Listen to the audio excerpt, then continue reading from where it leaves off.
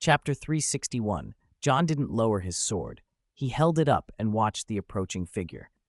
The werewolf behind him writhed and snapped, trying to bite, but John stood his ground. If the werewolf hadn't been bound so tightly by John's rope, the old man's throat would already have been torn out.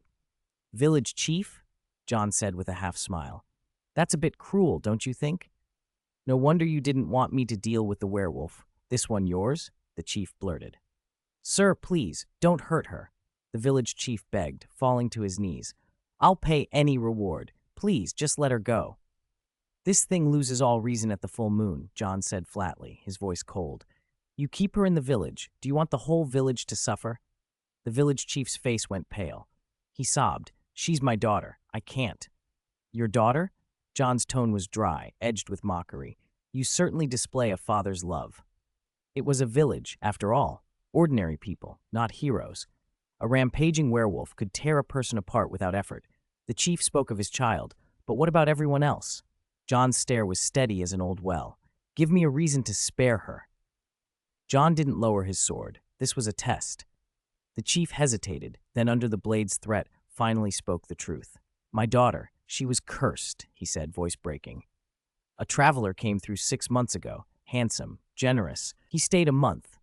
My daughter, Kaya, took a liking to him. One night he went out and didn't come back for a long time. Worried, she went looking and found him in the swamp, tearing open the neck of a deer. He looked like a monster. He saw her. She came home covered in blood, dazed. 3 days later he came to my house, said he loved her, wanted to take her. She screamed and refused, as if she'd seen a demon. I drove him away. Before he left, he spat a curse. 'Every full moon your daughter will become a bloodthirsty monster. You'd best let me take her.' I laughed it off. But when the next full moon came, I heard howling. I saw green eyes in the dark. My daughter disappeared that night. The next day we found a dead villager and Kaya lying beside him. Every full moon someone died. We thought it was a beast at first, but then we knew there's a werewolf. I locked her up to hide it. When she wakes, she begs me to kill her. I had no choice but to bind her. She can't leave except for food, but every full moon she still breaks free and goes out. I can't control it." "She's a victim," the village chief said, pleading, hoping pity would change John's face. But John's face was unreadable. "So you protected her," John said. "Yes," the chief nodded, frantic. John's eyes scanned the man. "And the dead villagers?" The chief faltered. "My daughter couldn't help herself. You, however, could have done something." John's tone was calm but cutting. "You could have taken her and lived in the mountains, away from people." "How could I?" the chief protested instinctively. "Were you unwilling to give up your position, the reward money?" John's voice grew colder. Parker had told him how the villagers had handed coins to the chief as a bounty. Since no one had killed the werewolf, the money had piled up in the chief's house. The village chief had no answer. John kept his sword inches from the man's throat, so the truth couldn't be dodged. "Tell me where the werewolf is," John said. "In the swamp," the village chief whispered. "Around now, there are always dead animals in the marsh." John signaled the chief aside and studied the bound figure. The creature wasn't a full wolf. There were signs that Kaya hadn't completely transformed. Something had happened the night she was cursed. John watched for a moment, then used an object summoning spell to call up a heavy stone. He slipped behind the struggling creature and struck it hard at the back of the head. The werewolf collapsed. The stone shattered. "Kaya!" the village chief screamed. John drew his wand and shot a quick red bolt that knocked the chief over, rendering him unconscious. The commotion drew Parker to his door. Trembling, he peered through a crack. John dragged the unconscious chief and the bound girl toward his house. Parker fumbled with the lock as John shoved the village chief inside. "Watch him," John ordered before dragging Kaya out of the village. A long drag mark scored the snow where he hauled her. Parker wiped his hands and stared after them, shaken. To the south of the village lay the wetland swamp. Black ice crusted the water in places, and the scent of blood was heavy in the air. John paused by a tree and knelt, pulling up a small root cluster. Wolfsbane. He tucked a few into his bag and moved on. A wolf's howl cut the cold air. Across a stretch of frozen marsh, John saw a werewolf upright, tearing open a small animal. Blood slicked its paws. The creature suddenly halted, sniffing the wind. Its nose worked constantly. John caught a flash of movement from the tree where he'd hung Pekire. She was stirring. He kicked her in the neck to test her state. Her head lolled to the side. "Looks like we've still got some time before dawn," he muttered, calculating the hours. He secured Pekire to the tree to keep her from escaping. From above, John watched the swamp.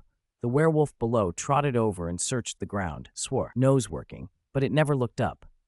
John considered his options. If he dropped down and struck, one clean blow might sever its head. He steadied himself, readying the next move. After a long time perched in the tree, John still didn't move. He stayed there until the sky paled toward dawn.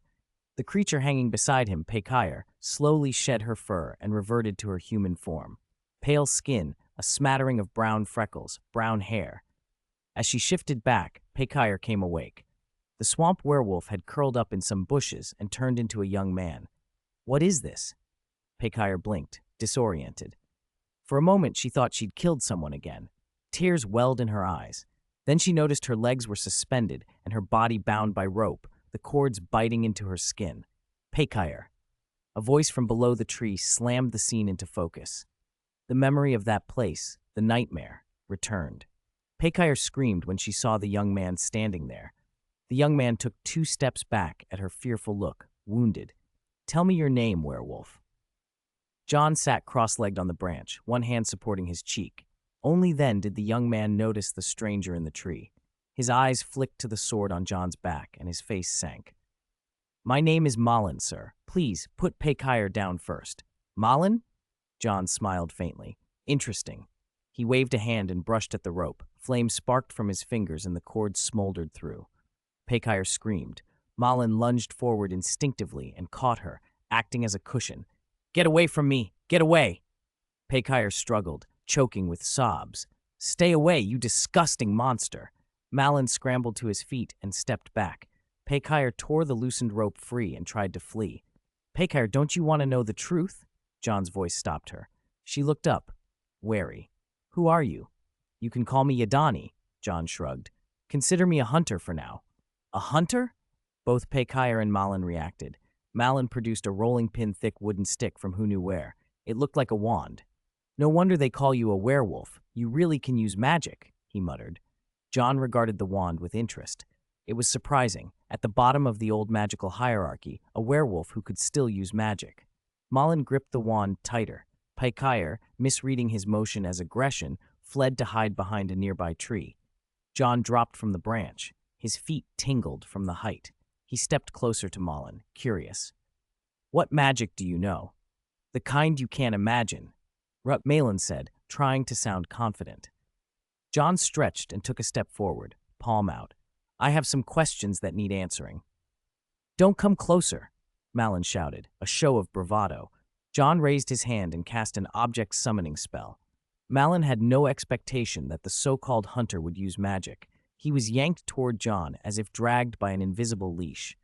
John's eyes narrowed, his pupils flipping to vertical slits as he seized Malin by the neck. "Don't test my patience, wizard."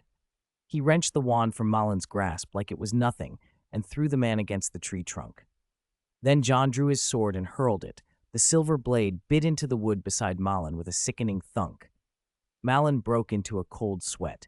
Even hidden behind the tree, Pekire flinched. If the aim had been a hair off, there would have been 2 corpses. John listened as Malin told his story. He'd been a wizard who, on a journey, was bitten by a werewolf and became one himself. Whenever he shifted, he retreated to a deserted place for the full moon. Only once had he lost control and hurt someone, Pekire. It was nearly dawn when she appeared. In the brief clarity after the bite, Malin tried to help. He mixed herbs in a panic and applied them to her, then out of guilt and fear tried to spirit her away, but the village chief prevented it. Unwelcome, he had been forced to live in the swamp. Still, he continued to transform on full moons and could not control himself. In desperation, he had spread stories of a werewolf to turn others against the monster, hoping to use them to drive the danger away. "You actually had people come kill me?" Pekire accused, voice shaking. "I thought you liked me." Malin turned his face away and spoke quietly, unable to hold her gaze. I thought you'd suffer less that way. I know you, Pekire. You wouldn't want to be a monster. Pekire covered her mouth, unsure whether to be moved. John listened, still holding the wand, unreadable. Around them, Alexei and the others, watching from a distance, felt awkward. Anton, as usual, pressed a sensitive point. So you didn't ask back then? Alexei cleared his throat. Facing a werewolf, how would I know what it was saying? Grandfather sighed. Yadani has a sensitive, tender heart, like his mother.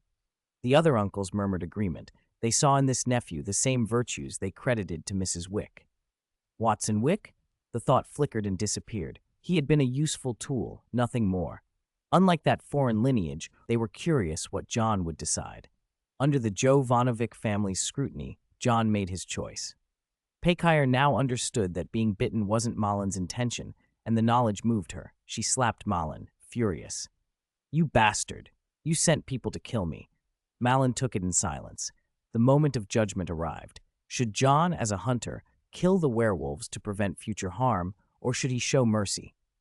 He pulled his sword free of the tree, its gleam catching the pale light as he turned it toward the two.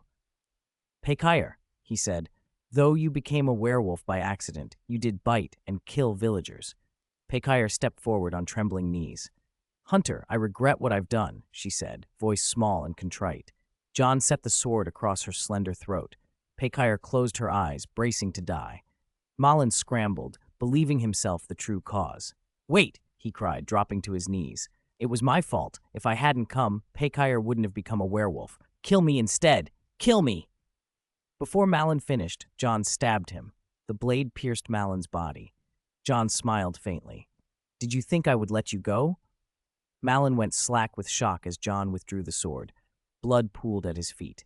Pekire screamed and rushed forward. Life was ebbing from Malin. In a trembling voice, he touched Pekire's cheek. Pekire, forgive me.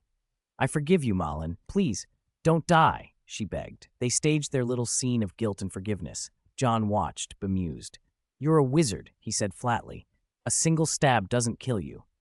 For a moment, Malin thought death had come, then realized John had no intention of finishing him. He forced himself to look up. What do you want then? He asked, fear sharpening his voice. John glanced at Pekire. While she stood there stunned, the sword slid through her. The blade passed cleanly through her abdomen and out again. She didn't collapse. John pulled the sword free, shook the blood off, and spoke with cold clarity. You will leave the village and never return. That is your punishment. Malin and Pekire both stared, bewildered and relieved. Malin had expected death. Instead, both of them were spared. Even the family watching couldn't immediately understand. Letting these werewolves live meant a potential future danger. Grandfather thought John soft-hearted. John only smiled faintly. Werewolves can be dealt with, he said. As one of the inventors of the wolfsbane potion, he had other methods, tools beyond a blade. His gaze swept the scattered herbs. But someone must bear a price for human lives, he continued. He looked at Pekire and said without warmth, You must pay 100 gold coins in compensation for those you killed. 100 gold coins was a fortune in this era, enough to make people forget their grievance. The whole village had scraped together only 10 gold in an attempt to kill the werewolf. The task John set was almost impossible. If Pekire didn't want to die, this was her only way out. Pekire, I will always be with you, Malin whispered. Malin. He pressed his hands to her wounded belly. They looked at one another, and despite everything, made an agreement. As they resolved it, a white light rose from both of them and flowed into the runes engraved on John's sword. One rune flared to life. John understood. Chapter 363. The dream trial was not only about killing monsters, it was also a test of the mind. The village chief pressed 10 gold coins into John's hand for dealing with the werewolf. He felt a stab of shame, but bowed and said, Respected hunter, thank you for forgiving my daughter's sins. The village chief was relieved. Though his daughter could not stay, she had been spared. Handing over the coins hurt him, but he had to do it. John glanced at the villagers outside and replied flatly, Don't thank me. You haven't been forgiven. Then he turned and left, leaving the village chief bewildered. The chief's confusion didn't last long. The furious villagers had almost torn down his house. Parker had already spread everything. When they learned what the chief's daughter had done and could not find her, they blamed the chief. John, dressed in the old-fashioned clothes of the era, stepped out and met Parker on the road. Parker stared at him like a worshiper and blurted, "Are you a hunter? You're amazing. I've heard of you. You only show up where it's most dangerous." Parker gestured wildly. "Can I join you? Can I follow you?" John considered for a moment, then pulled a gold coin from his pocket and tossed it down. It spun in the dirt, flashing a dazzling, alluring light before settling in the mud. Parker reached for it, but John said, "If you pick up that coin, you lose your qualification." Parker froze, unsure. John stepped away without looking back. "Either step over the coin and follow, or pick it up and stay." He didn't wait for an answer. John walked into the village and vanished. Parker stared at the coin. One coin could change his life. The choice between safe reality and dangerous glory twisted his face. In the end, he bent and picked the coin up. He chose reality over adventure. After some wandering in unfamiliar countryside, John regretted having left so casually. He didn't know the way. "I should have asked for directions before leaving," he muttered and set off along the road. 3 days later, he finally reached a town. His first stop was an inn for a bath. Carrying 9 gold coins felt like a fortune. After his bath, a troop of knights rode through the street. The townspeople bowed as they passed. The lead knight announced, "The king orders the conscription of hunters to Kangsang County." "Are they looking for me?" John narrowed his eyes. He was in the inn and hadn't gone out, but he could hear the gossip. "Hunters? That's just a legend," someone scoffed. "Why would the king want them?" another asked. "I heard there's a terrifying banshee in that tower in Kangsang. She's killed many guards." "Kangsang? That old wizard's tower? Wizards have been wiped out for ages. How could there still be any?" Listening, John realized that in this age, hunters were being used for witch hunts. No wonder Marin had been so startled when he saw him. "So, now I'm an enemy of wizards?" The thought felt odd. As a student of magic, he had a strange sense of displacement. He drew his sword and glanced at it. The first rune had already lit on the blade. 9 remained. If nothing unexpected happened, the banshee would be one of them. He sheathed the sword as the knights rode on. John bought a map from the innkeeper, then walked to a jeweler to sell a gem. The owner tried to haggle, but he did not realize John could use mind magic. Calmly and imperceptibly, John nudged the price up until the jeweler was practically sweating. The deal closed, and John had a bag of gold coins. "Good, the satchel still works." He stuffed the coins into the satchel. Fortunately, it had not failed, otherwise he'd be carrying coins in his arms on the road. As he left, he noticed someone watching him, but he paid it little mind. Back at the inn, he stared at an unpeeled pile of potatoes and thought, "Looks like this era couldn't escape the potato invasion either." He popped a potato in his mouth. Well, at least dreams don't mess with taste. He ate casually. The next day, he wandered the market. 2 men kept trailing him. The knights had come back to look for someone, but John wasn't carrying his sword in public, so they didn't spot him. Did someone leak my information? He wondered. He had no desire to get entangled with the kingdom. It would only complicate things. He headed back to the inn with the 2 men still following. Once inside, he slipped out a second-floor window and disappeared. After a short wait, the knights returned, arrogant and confident. "Did you say there was a hunter here?" The leader barked. A short, scrawny man crouched in front of them and affirmed, flattering, "Yes, Sir Knight, I can confirm it." He carried a hunter's sword when he entered the city. "Good, go and search." Knights in this age were not gentlemen. They were brutal. They stormed into the inn to search. Finding no trace, the lead knight flew into a rage and in one motion decapitated the little informant on the spot. The innkeeper trembled so hard he might confess to anything. When the knights found the open window of John's room, the leader snarled, "He got away." By then, John was already leaving the city. Though he had no wish to answer the king's summons, his trial had to continue. He studied the map and then, pointing his wand, said, "Point me." The wand directed him due north, so that was where he went. Maybe I should find a horse, he thought. He had been walking for some time when he came across a caravan. Seeing John and the gold coin he carried, the merchants welcomed him aboard eagerly. Night fell and the caravan stopped to rest. "That's not a good place," the the pot-bellied lead merchant said with disgust. If you can, avoid that wizard's tower. It's cursed. He spoke from experience. He had been to Kangsang County several times and always had bad luck there. During the rest, a servant screamed. The scream was cut with the sound of tearing flesh. Ghoul, someone cried. Light a fire, quick. Someone shouted. It was their first ghoul attack in all their trips. John looked down the road and saw a group of hideous creatures, skin peeled back in places, resembling deformed children. A servant threw a torch and hit one. It roared and lunged to bite the man. John observed that these didn't behave like true ghouls. Mr. Yusi, I have good news and bad news, John called to the caravan master, who was cowering in the wagon. Which do you want to hear? Yusi was in a panic. Bad news, no good news, he babbled. John stroked his chin. The good news is, ghouls don't eat people, and they're not very aggressive. Ghouls don't eat people? Yusi repeated, startled. Then what's the bad news? The bad news is those aren't ghouls. They're man-eating giant demons. A servant screamed as a creature tore off his arm. Yusi nearly soiled himself. John gave a small grin. There's also good news. I can take care of them, for a price. I'll pay. I'll pay. Just get rid of those things, Yusi shouted as another servant was tackled. Forget the money. Just take me to Kangsang County. John drew his sword slowly. Deal? Deal, Yusi roared. John moved like a leopard. As a demon lunged to bite a servant's neck, a silver light drove into its throat. John put his hand on the hilt, using the leverage to lift the blade and sever the head cleanly. A crimson glow seeped into the sword, and the second rune flickered to life. John's eyes brightened. These creatures gave experience too. Shaking blood from the blade, he raised his free hand.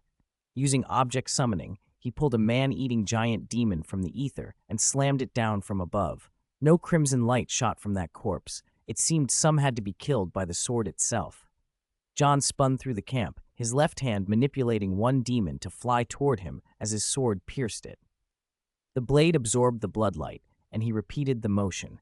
He moved through the torchlight like a harvesting reaper, his sword taking one man-eating giant demon after another. There were 15 in all. 14 were dead, and only the one that had fallen to its death survived in name alone. The second rune flared brighter than the others, but it still paled beside the first. John shook the blood from his sword and walked toward the caravan. Streaked with gore, he emerged from the dark like a demon stepping out of hell itself. Yusi's face twitched. He remembered, with a sick lurch, that he had just agreed to send John to that god-forsaken place, Kangsang County. He wanted to cry, but found no tears. Can I go back on my word? He blurted. John patted his plump arm in a mock kindly way and smiled. Not unless you want to lose your life. The road hugged the cliff and curved like the rim of a cup. A misstep would send the caravan tumbling to the valley below. Kangsang is a kingdom stronghold, the Black Iron City, John said. Yusi dared not look at the dizzying drop. He kept his eyes fixed on the safer side of the trail and forced his voice steady as he tried to placate John, who sat in the carriage. That place used to be a garrison. A wizard occupied it 150 years ago, but after he disappeared, things turned odd. Odd, John asked. Yusi's plump face soured. The wizard tower was built by that wizard, but after it was finished, he vanished. Since then, Kangsang's been shrouded in gloom. People say it's cursed. He didn't want to go. Who would? But John's calm face and the rumor that he'd slain man-eating giants made it impossible to refuse. The caravan crept around the mountain, and the city rose before them like a riveted iron bucket. At its heart stood a towering black spire. The sky over Kangsang was perpetually heavy with cloud. Two gaunt, tired gatekeepers loitered at the entrance like men who had given up on guarding anything. At the sight of the caravan, they looked as if they'd seen a ghost. Yadani, we don't have to go in, do we? Yusi pleaded. John's face gave nothing away. He had arrived at his destination and did not dally. With that, he released Yusi from his obligation. Yusi sagged with relief and urged the caravan to turn back. He would rather risk the cliff road again than stay in Kangsang. John paused, reached into his pocket, and tossed a small bag toward Yusi. Startled, Yusi caught it. As a merchant, he could tell the weight of coins by feel. He stared as John waved and smiled. This is payment for your trouble. Have a pleasant journey. Yusi stood frozen and watched John walk into the gloom. Inside Kongsang, the air smelled of rust and damp metal.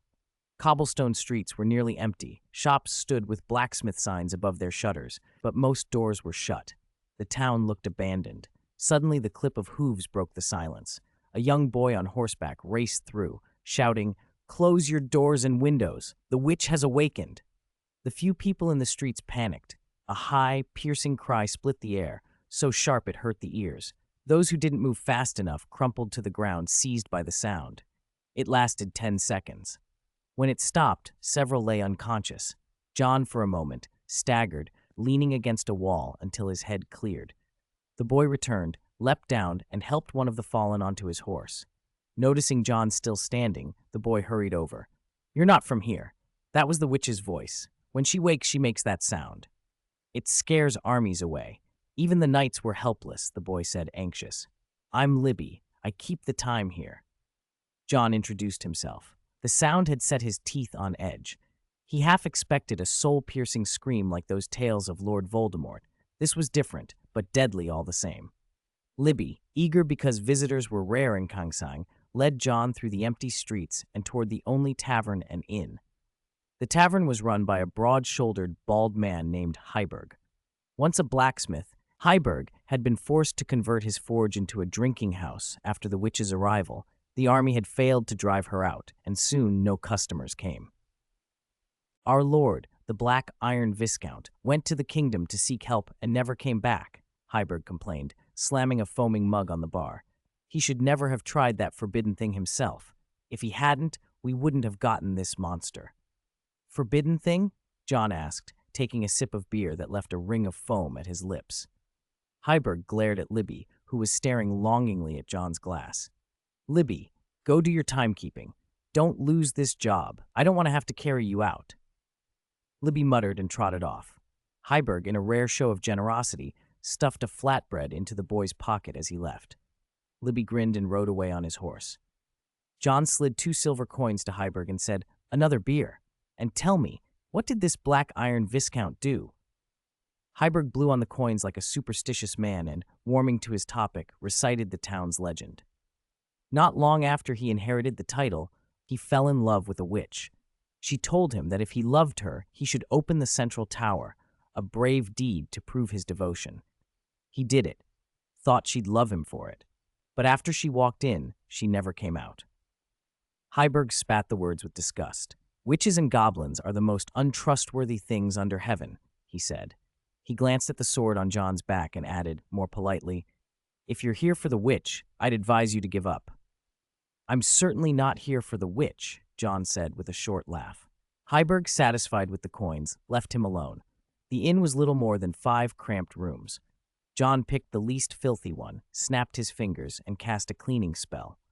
A gust of summoned wind swept dust from the corners and whisked grime away until the room was livable. Above, in the central tower, something stirred.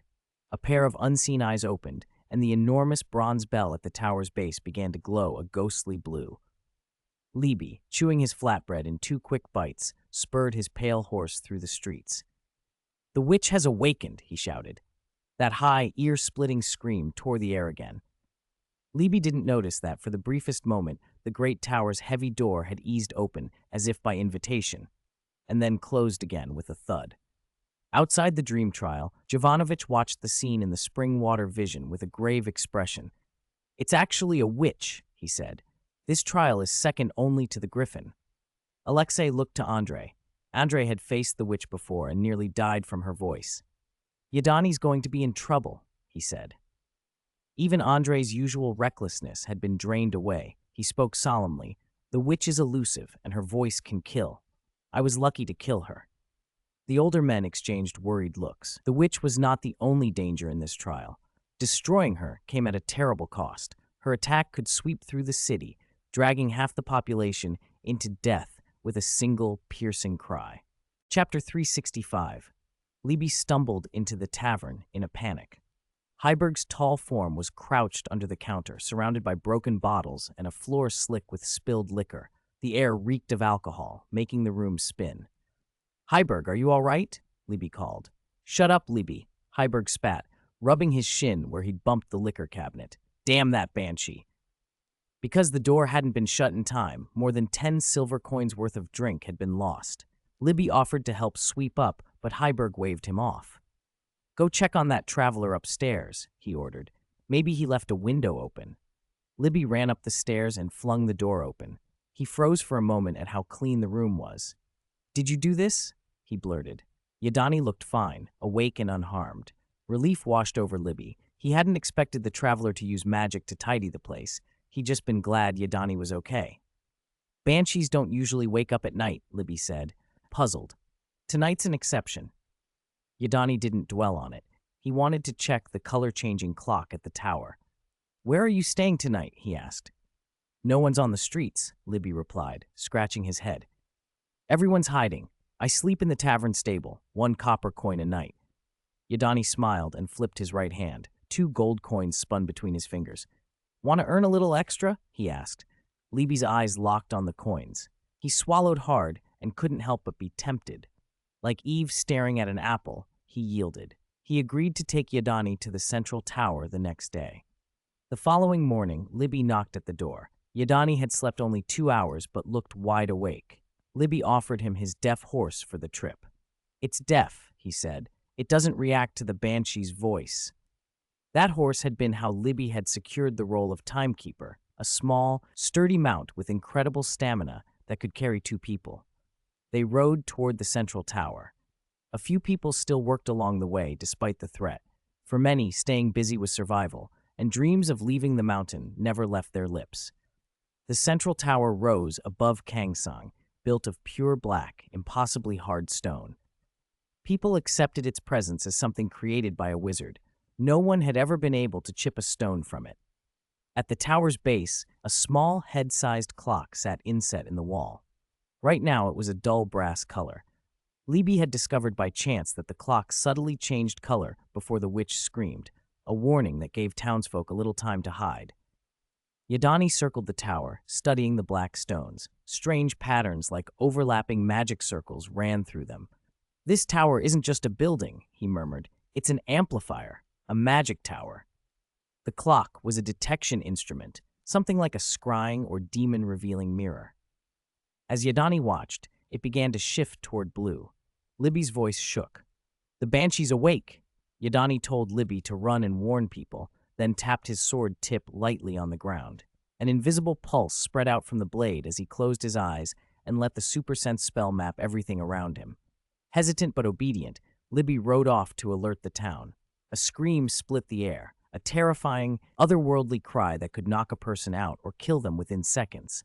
Yadani tapped the ground again, sending the wave farther. A flood of information poured into his mind. Alexei, watching nearby, gaped. How is he not affected by the scream? Yesterday, Yadani would have been stunned by such a sound. Today, he seemed wholly unaffected. A faint metallic glint in Yadani's ears caught Alexei's eye. Smart, he said. Andre peered closer and realized they were earplugs, tiny metal plugs.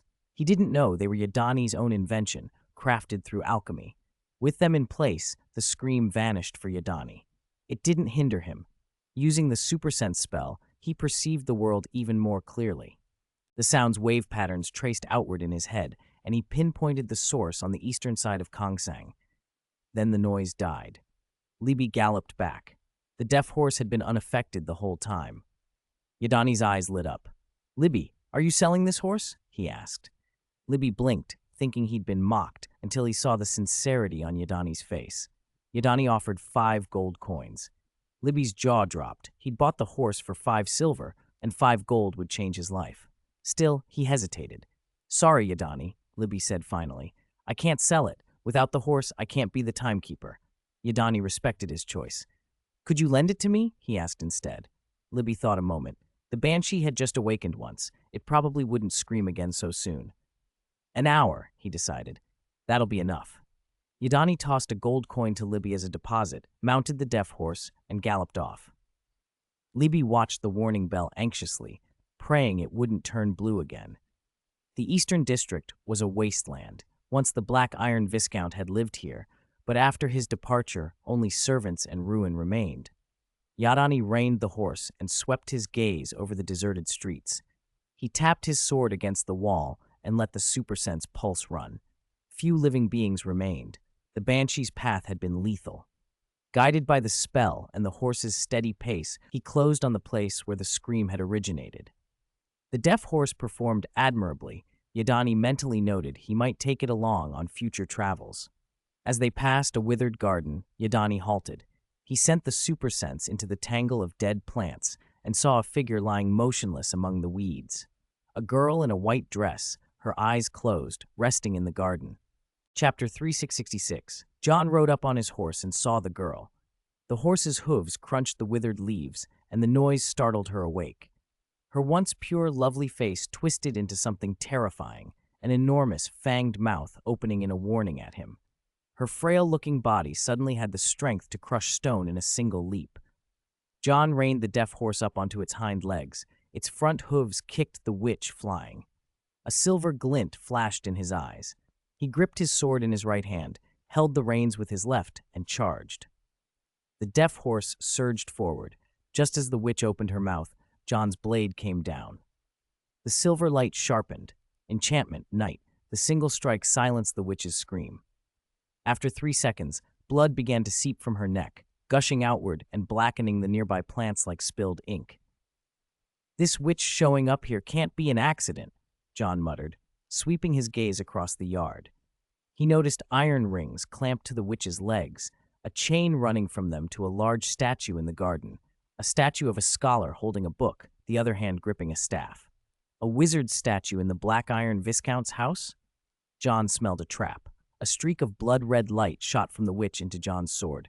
The second rune on the blade flared to life. Watching from nearby, Andre blinked in disbelief. "That's it? It's over?" he asked. Not just Andre. The other uncles stared in stunned silence, wondering if their nephew had somehow activated a cheat. After a moment, Alexei shrugged and said, Yadani's objective was decisive, and he had good luck. Andre motioned for him to explain. Alexei analyzed. The witch's deadliest weapon is her scream. It kills instantly. Yadani used earplugs, which made him immune to that ability, cutting the witch's advantage in half. The men thought it over. It made sense. Alexei continued. And then there's his speed. On horseback, he was too fast. After repelling the witch, he charged and killed her before she could react. He sighed. If it were me, I might have hesitated because of her appearance.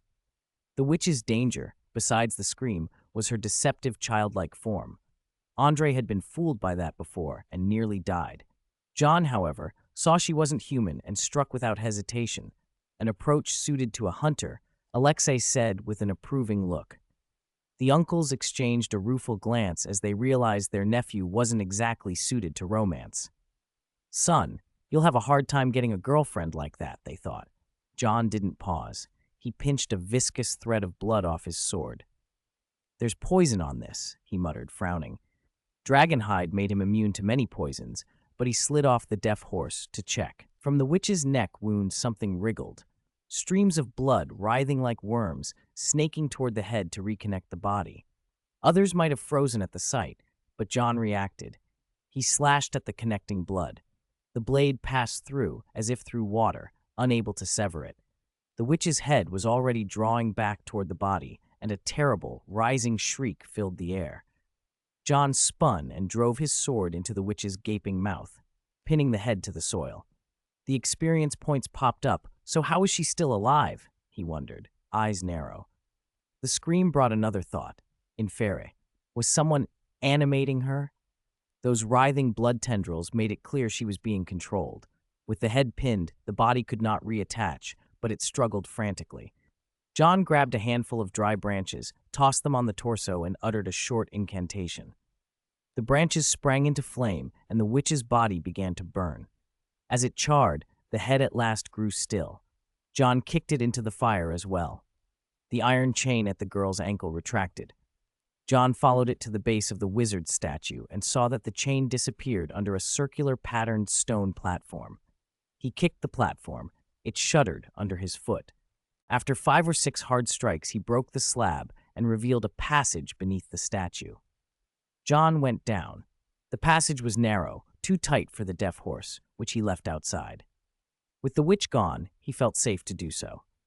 Torches along the passage sprung to life as he moved forward, but the deeper he went, the more the light thinned. He kept his earplugs in, unwilling to risk another of the witch's screams. He tapped the wall with his sword. The supersense spell activated and showed the passage did not end soon. Ahead, sparks from the dragging chain glimmered faintly. Was this trail deliberately leading him somewhere? The chain seemed endless. 10 minutes of walking gave no sign of the end, though John found other things. A wand was stuck in the ground. He pulled it free. A yew-wood wand, or rather a staff, he said, weighing it. It was the size of a human, a full staff rather than a slender wand, something old wizards used to carry in stories, heavy enough to be used as a bludgeon. There had been a time when staff-wielding wizards were common. Later they vanished because they betrayed a wizard's identity to muggles. John slotted the staff into his left hand and kept the sword in his right. The light dwindled until the torches vanished. Night vision made the darkness no problem. The chain's sparks rose again. Stairs. He climbed and felt the black stone underfoot. This was the same black stone of the central tower. John realized he must be walking back toward the tower's location. He tapped the ground. The supersense feedback showed an upward extending shape, like the central tower. That wizard tower, built a century and a half ago according to Heiberg, had been entered recently by only one person, the witch. Had she been turned into an inferi within the tower? For what purpose? 100 steps later, John reached an open chamber. A blue flame guttered alive, and the chain ended at a gargoyle statue, its clawed hand on a lever that reeled the chain in. The space was lit in cold blue light and sparse, only a spiral staircase climbing up from the center. That gargoyle, it's very similar to the one in the headmaster's office, John observed, looking up the stairs. He stared at the statue and then at the spiral stairway. If the witch had been confined here, someone from the wizard tower had locked her away. Had the witch come to the Black Iron Viscount for a reason tied to the tower from the start? John felt the tight thread of a design lead deeper into the mystery. Chapter 367. The Black Iron Viscount had been a fool. He'd climbed the spiral staircase. This tower was built entirely from hard black stone, and John followed step by step. "Who among you has been to Consang's wizard tower?" Alexei asked. The uncles exchanged wide-eyed looks. Their trials had been a string of emotionless task machines. They'd barely explored anything. Even Andre hadn't seen the tower. He'd killed the banshee and left.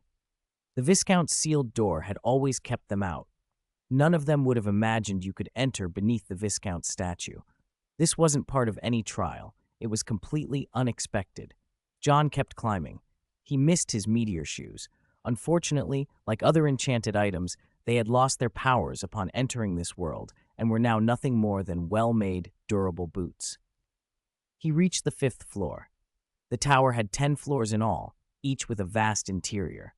The 5th floor looked like a library, towering shelves that required ladders, many tables that could double as classrooms, cauldrons on the benches, and a dry pool at the center.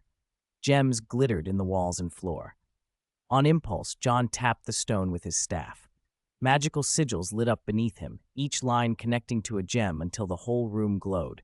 Someone sat at a table, wrapped in a wide wizard's robe, hood drawn. John could see the person's fingers move, alive. "You, Hunter."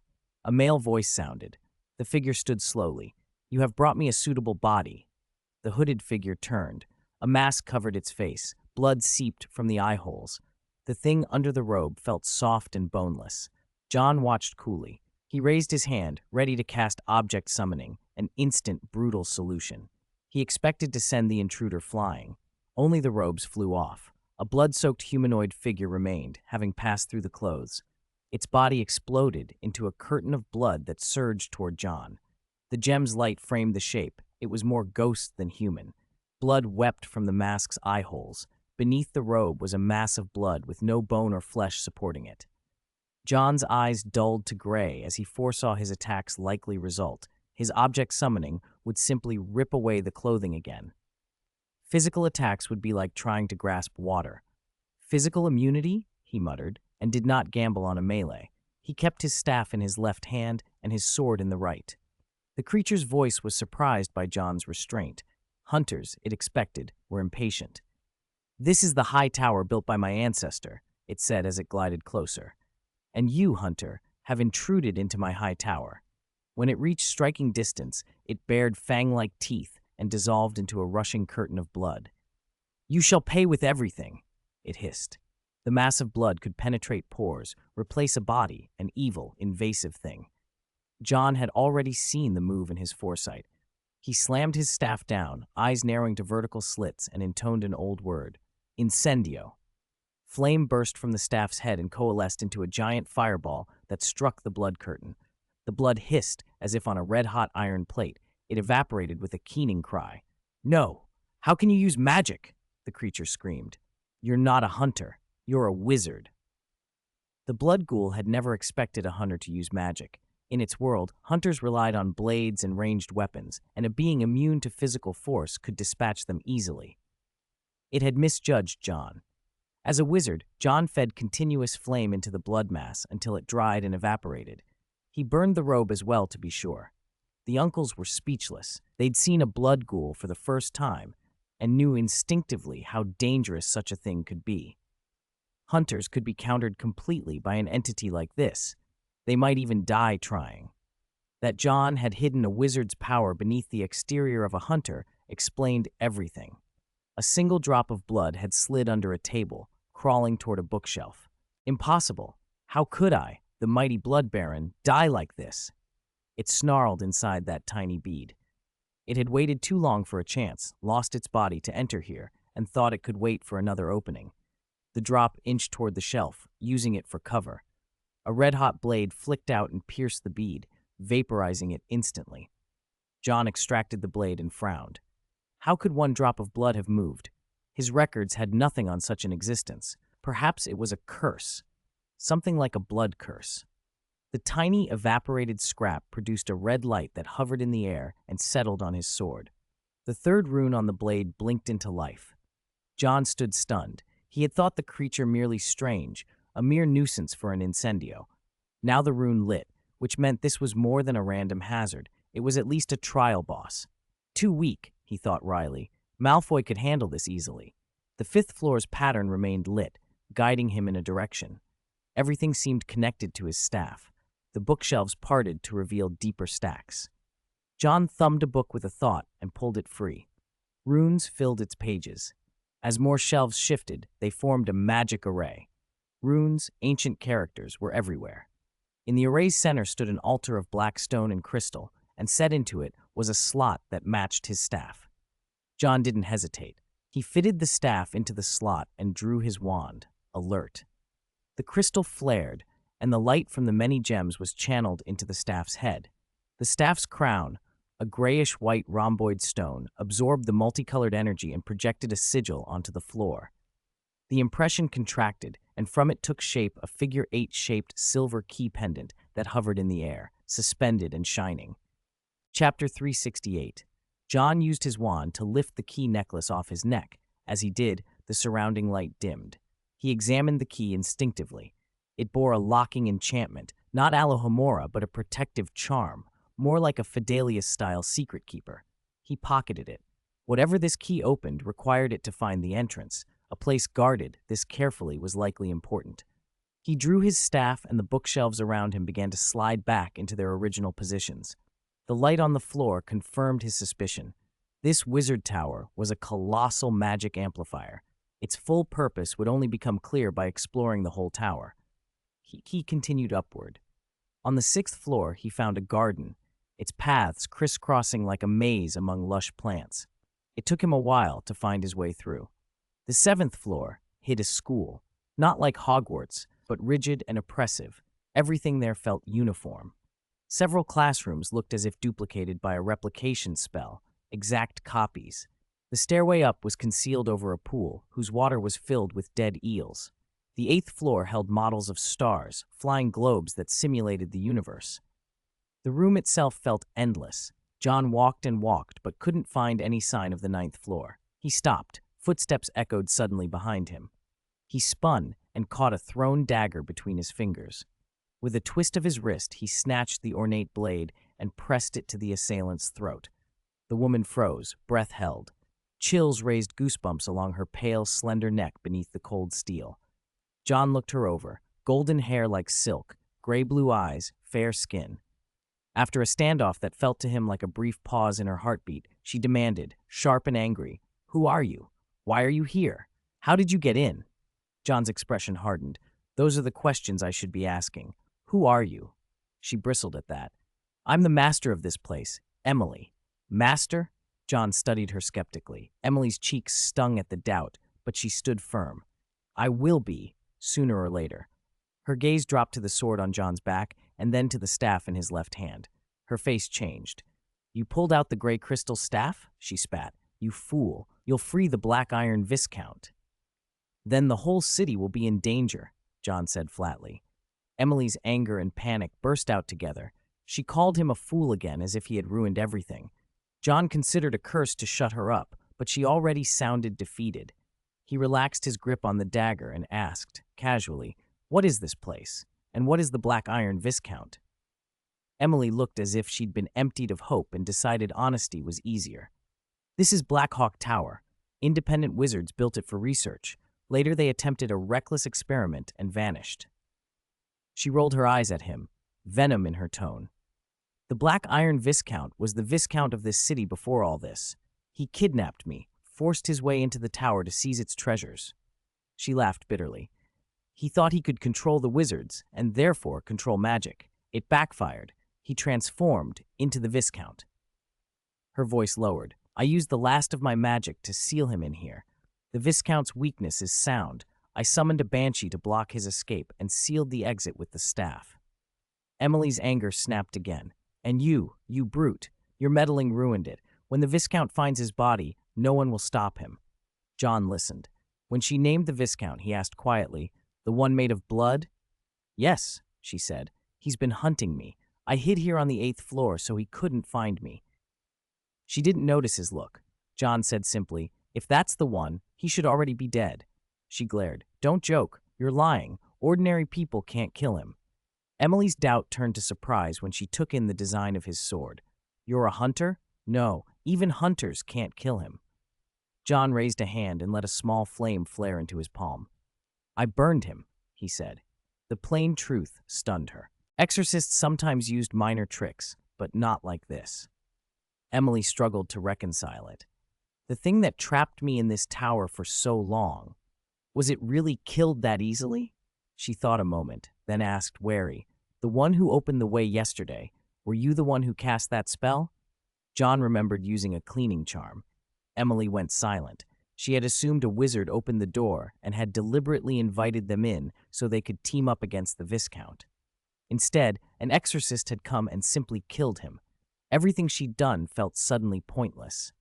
"By the way," John said, "where's the 9th floor? I can't find an entrance." "There's no 9th floor," Emily replied, quick and certain. John frowned. Emily had been hiding in the tower a long time and knew where the Viscount spent his days, mostly the 5th floor, trying to escape using the knowledge inside. The upper floors she'd explored thoroughly. She insisted there was no 9th floor. "This tower's main research was the monolith," she explained, placing a notebook on a nearby table. "That's what they called it. The disappearance of those wizards is probably connected to the monolith. Whatever you think of as the 9th floor is likely where they studied it." John flipped through her notes. One term jumped out at him: monolith. He slipped the notebook into his pocket as naturally as he'd pulled the key earlier. Emily shot to her feet, alarmed. "What are you doing?" "Consider it my payment," John said with an indifferent wave. "I don't want money. Take this instead." Emily lunged, but John caught her hand and held it down. She scowled and, after a moment, sighed. "Fine, I'll transcribe a new copy for you." She calmed a little. They left the tower together. Emily needed to return to the capital and report to her king. Before she left, she warned him, "If you want to learn about the 9th floor, go to the royal capital. Someone there might know." She offered to buy the staff from him. John suspected she was hiding something. She wanted the staff because it had belonged to one of the independent wizards. He told her the staff was useless without its matching key.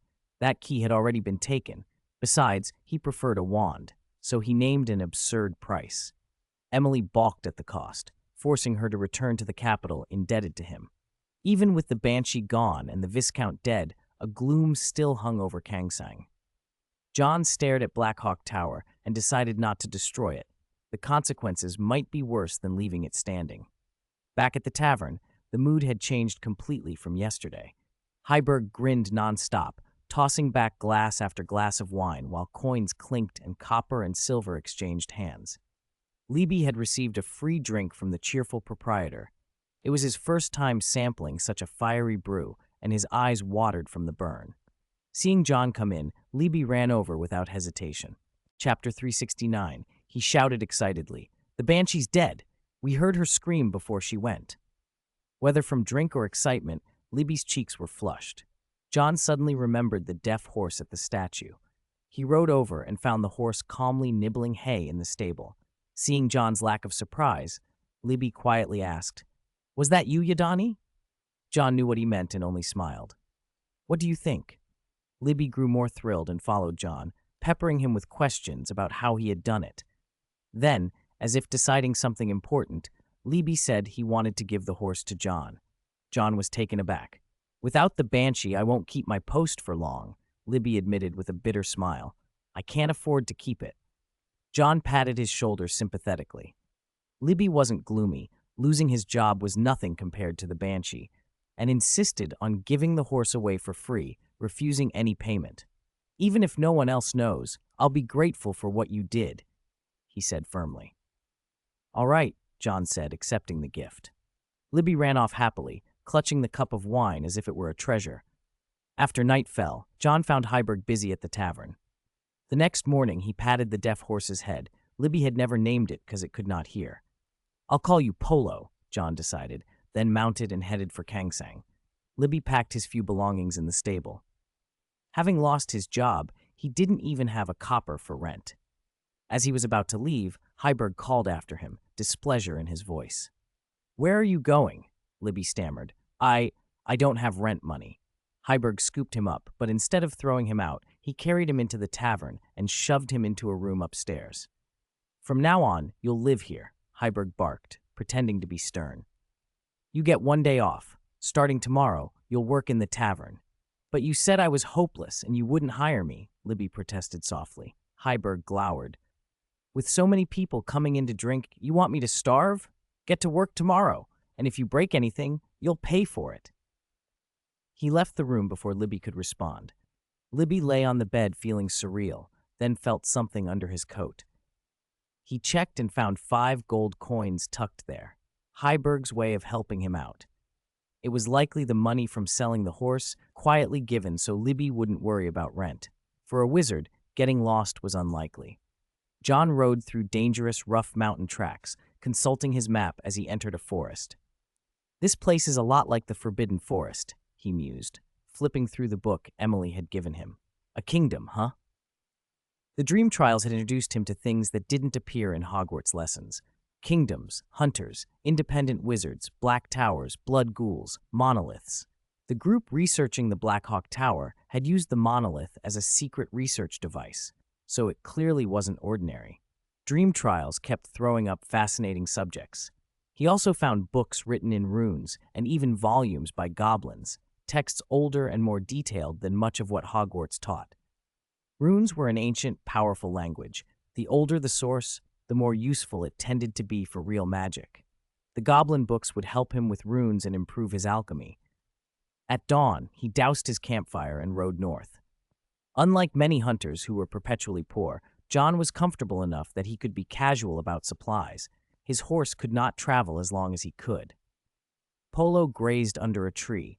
Being deaf had its disadvantages, like ignoring commands, but John regularly used mind magic to communicate, so the horse wouldn't be spooked by noises and remained obedient. Leaning against a tree that night, he made a crude bed of vines and stared up at the stars. He considered the monolith research again and the strange variety of things the trials put before him. Traveling by stream was safest, so John followed the water, estimating 4 days to the nearest small town. The map's detail made him wonder whether the innkeeper who sold it was part of some larger organization. How else would someone in such an isolated place produce that level of detail? As he rode, winter gave way to green. That afternoon, he felled a dead tree for firewood. The crashing wood scared a flock of white birds. Polo drank from the stream without flinching. John roasted some fish he'd caught and ate too hungrily, then tossed the bones back into the water as a small repayment to the stream life. Just as he was about to move on, the ground trembled far off. He crouched and watched pebbles hop. Then a giant brown bear burst through the trees, a cloud of dust in its wake. The beast's charging steps were terrifying. It was easily 3 meters tall, its thick paws able to snap a tree with a single sweep. John mounted without hesitation and urged Polo to gallop along the stream. Hooves pounded the mud as the bear pursued. John took the narrow paths through the woods, but the bear smashed through trees, cutting across terrain and overtaking them to appear ahead. Most horses would have frozen in fright, but Polo couldn't hear the commotion and kept going. The bear reared and raised a paw to swat them like flies. John drew his sword from his back. 3 runes along the blade shimmered in the sunlight. As they closed, he released the reins and, using his core strength, lashed out with a 2-handed swing. The silver flash was faster than the horse. Before the bear's paw hit, the blade had cut a clean wound across its hide. Blood spray and a furious roar followed. The wound didn't fell the animal. The bear ripped a human-sized rock from the ground and hurled it toward John. He drew his wand and threw up a shield charm, the barrier taking the impact. Then John leaped from the saddle and flew toward the bear, sword held in reverse grip, aiming for the eyes.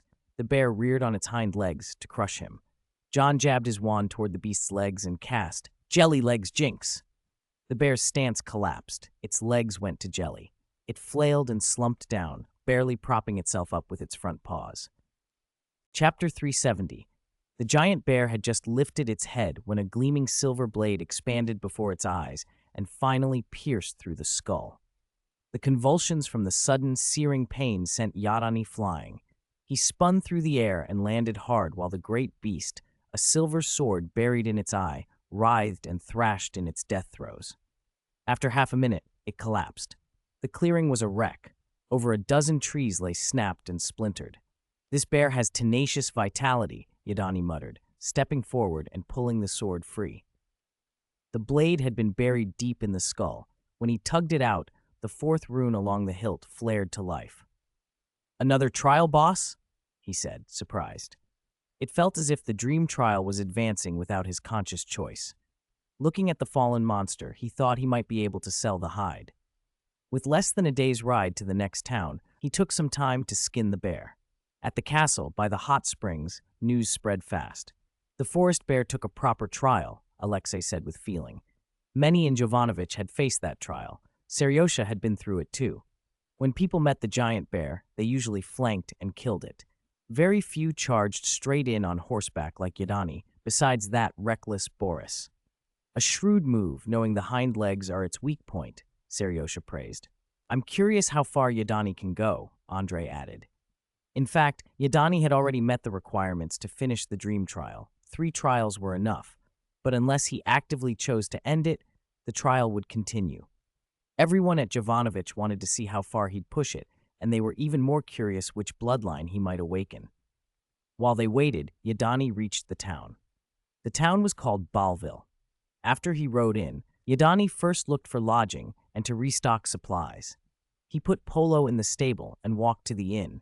Inns were always the best place to gather news. The building was clearly more prosperous than most in town. Yadani couldn't help but marvel at the simple tastes of wizards. He still didn't understand why some innkeepers never cleaned. He shoved the door open. The creak was swallowed by the clamor inside. Yadani wore the black robe he'd bought from Kangsang before leaving, a bit out of place in the common inn. Heads turned, first to the robe, then to the silver sword peeking at his hip. A woman's hand, pausing with a wine glass, lifted her gaze to his face. Yadani noticed the attention, but didn't care. His recent life as a swordsman had given him a certain wild edge. He went to the bar. "Hot food, no cold," he told the innkeeper, laying the bear hide on the counter. The room fell quiet. "Do you know where I can sell this?" he asked. The innkeeper stared, astonished. "You killed that forest demon?" "Just ran into it," Yadani shrugged. He pulled the sword from its sheath and cleaned the blade on the hide. As he did, the few patrons relaxed a thread. If you're short on coin, there's a bounty exchange. Might be easier than selling it outright. A smooth, slightly tipsy voice answered. The woman with the wineglass smiled at him. I can take you there if you don't know the way, she said, raising the glass. Fure, are you the one they call the Black Hunter? Black Witcher Yadani, she corrected with a mischievous glance. Yadani blinked. Black Hunter? Fure leaned closer, inspecting his black hair as if it were some calling card. It started in a village where you killed a werewolf. Then the rumor spread that you alone took out 15 man-eating demons. She turned to the innkeeper. Get our friend a beer. The innkeeper planted his hands on his hips and scowled. We don't serve drinks to monsters here. Believe me, Fure said, voice steady, you should listen to me. Grudgingly, the innkeeper relented. Yadani wasn't offended by being called a monster. Power beyond a group's norm often drew that reaction. In this age, hunters had a poor reputation. Fure's eyes traced the bear hide's thick fur. How did you kill it? With a sword. Its eyes are vulnerable, Yadani answered. When the beer arrived, Yadani almost refused. He'd only wanted water, but it felt right to accept at an inn. He took a sip while Fure studied him. You're very young. All the hunters I know are old, and then there's your hair. She rested her chin on her hand, tilting her head as if memorizing his face. Soon the food Yadani had ordered arrived, venison in red wine. Fure broke a piece off and tasted it, eyes shining with interest. If not for the sword, I might not have believed you were a hunter. Yadani pushed the dish toward her with a small frown. He wasn't sure how clean her hands were. Fure found it amusing. A hardened hunter still fussing about cleanliness. Where's the bounty office? Yadani asked. It's at the mayor's, Fure said. I can take you. A clear, childlike voice cut in from behind. A little girl with 2 braids had come running over, eyes wide as she looked at the hide. I can take you to collect the bounty, she said. My name's Marika. Yadani paused, then stood. Several men rose too and subtly closed ranks around him. Fure's brows darkened. You should sell it to her, one of the men suggested. What do you mean? Yadani asked, eyes cold. Fure's single look made the men step back. Excuse me, she said, tone cool. Yadani shrugged, gathered the hide, and left. Marika practically danced with excitement as she walked, chattering all the way. They didn't ride. Too crowded, so Yadani led Polo behind him. Marika peppered him with questions. What monsters have you killed? Werewolves? Banshees? Children were always curious. They followed winding lanes to the base of a round stone tower. Marika waited outside with Polo while Yadani knocked on the heavy wooden door. He felt a subtle magical fluctuation and frowned. There was a faint shimmer around the door, an enchantment. Yadani pushed anyway, and his body passed through, as if through some hidden threshold, like stepping through platform 9¾ The space beyond was not the mayor's house. They'd been led somewhere else on purpose. Inside was a garden that looked out of place, lush and slightly unreal. Even before he stepped all the way in, Yadani realized the scene was layered with illusion, probably meant to hide what lay within from younger eyes. He felt no embarrassment. His face remained unreadable. His pupils narrowed into vertical slits, an instinctive reaction that sharpened his perception, and his gaze locked onto the figure walking toward him. The man fit the traditional image of a wizard, tall and thin, wearing a floor-length robe and leaning on a long staff topped with a crystal ball. Sparse hair, a long beard, and a hooked nose completed the picture. The wizard looked Yadani over, then smiled with polite curiosity. Hello, Hunter, the old man said. My name is Strigobor. Master Strigobor, if you prefer. He raised a hand as if to ward off any threat, clearly indicating no ill intent. Chapter 371, John felt the hostility through mind magic before he heard a word, a thin ribbon of disdain. He scanned the man in front of him. Don't tell me you're a wizard mayor, he said. Strigobor smiled. Of course not. Marika brought you here. She sometimes works for me. He motioned toward a restricted garden and fell into step with John. And of course, I'll buy your bearskin.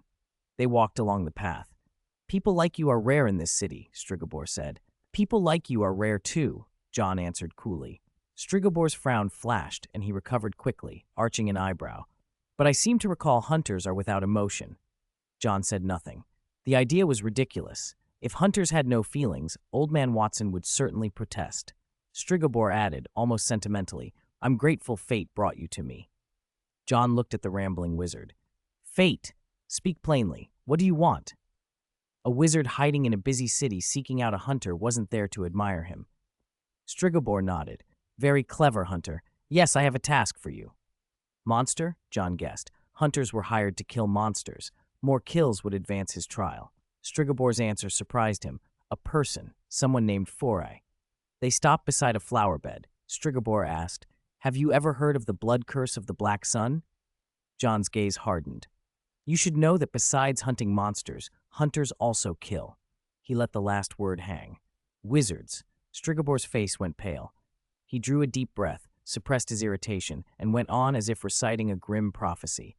Lilith, the evil goddess of the night, will be welcomed by 60 maidens crowned in gold. They will dye the rivers red. I've studied girls born under the Black Sun and found terrible internal mutations.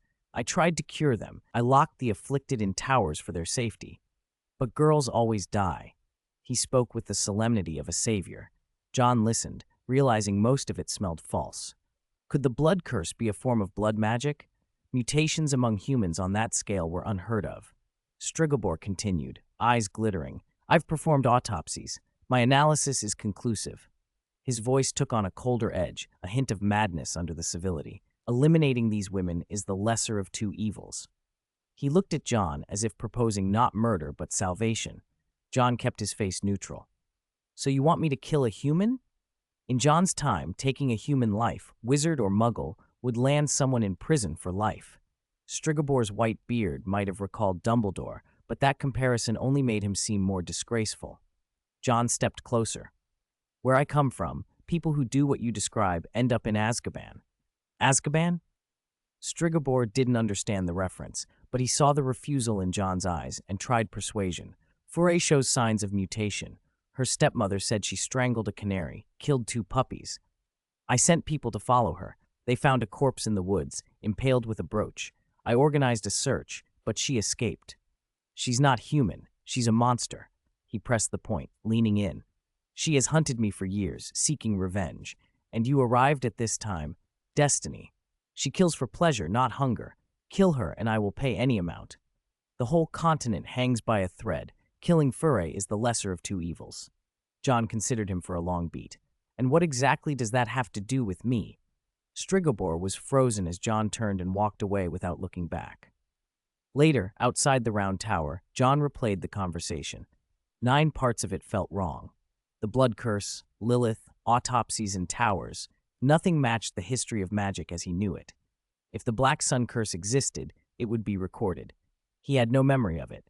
If this wasn't a memory of a past world, then where was he? Transmigration? He wasn't sure. He found Marika, took his horse Polo, and did not ask her to follow. He drew his sword and looked at the 4 runes carved into the blade.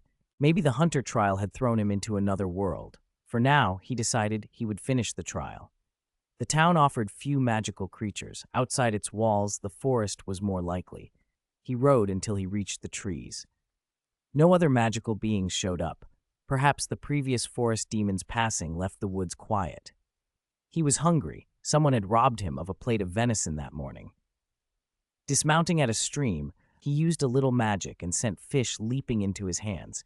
He skewered 2, started a fire, and began to grill. While he ate, someone stepped out of the trees. It was Foray. You want to sell your bearskin? John said without looking up. She laughed softly. You met that wizard this morning, didn't you? John flipped a piece of fish and blew on it, casual. Your intelligence network's impressive. That man is afraid of you.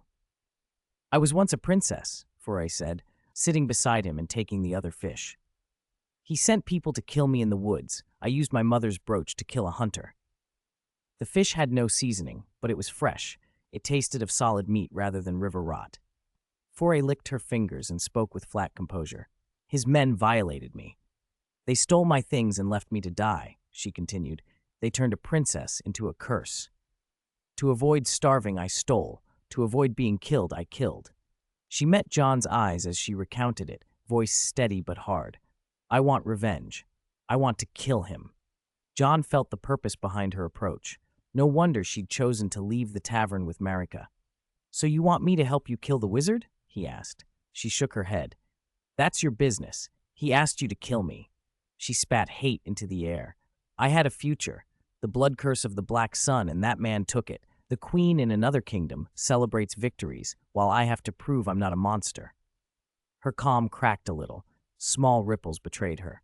"My fingers bleed when they're hurt. My stomach twists when I overeat. I laugh when I'm happy. I curse when I'm angry." She inhaled, the words hot.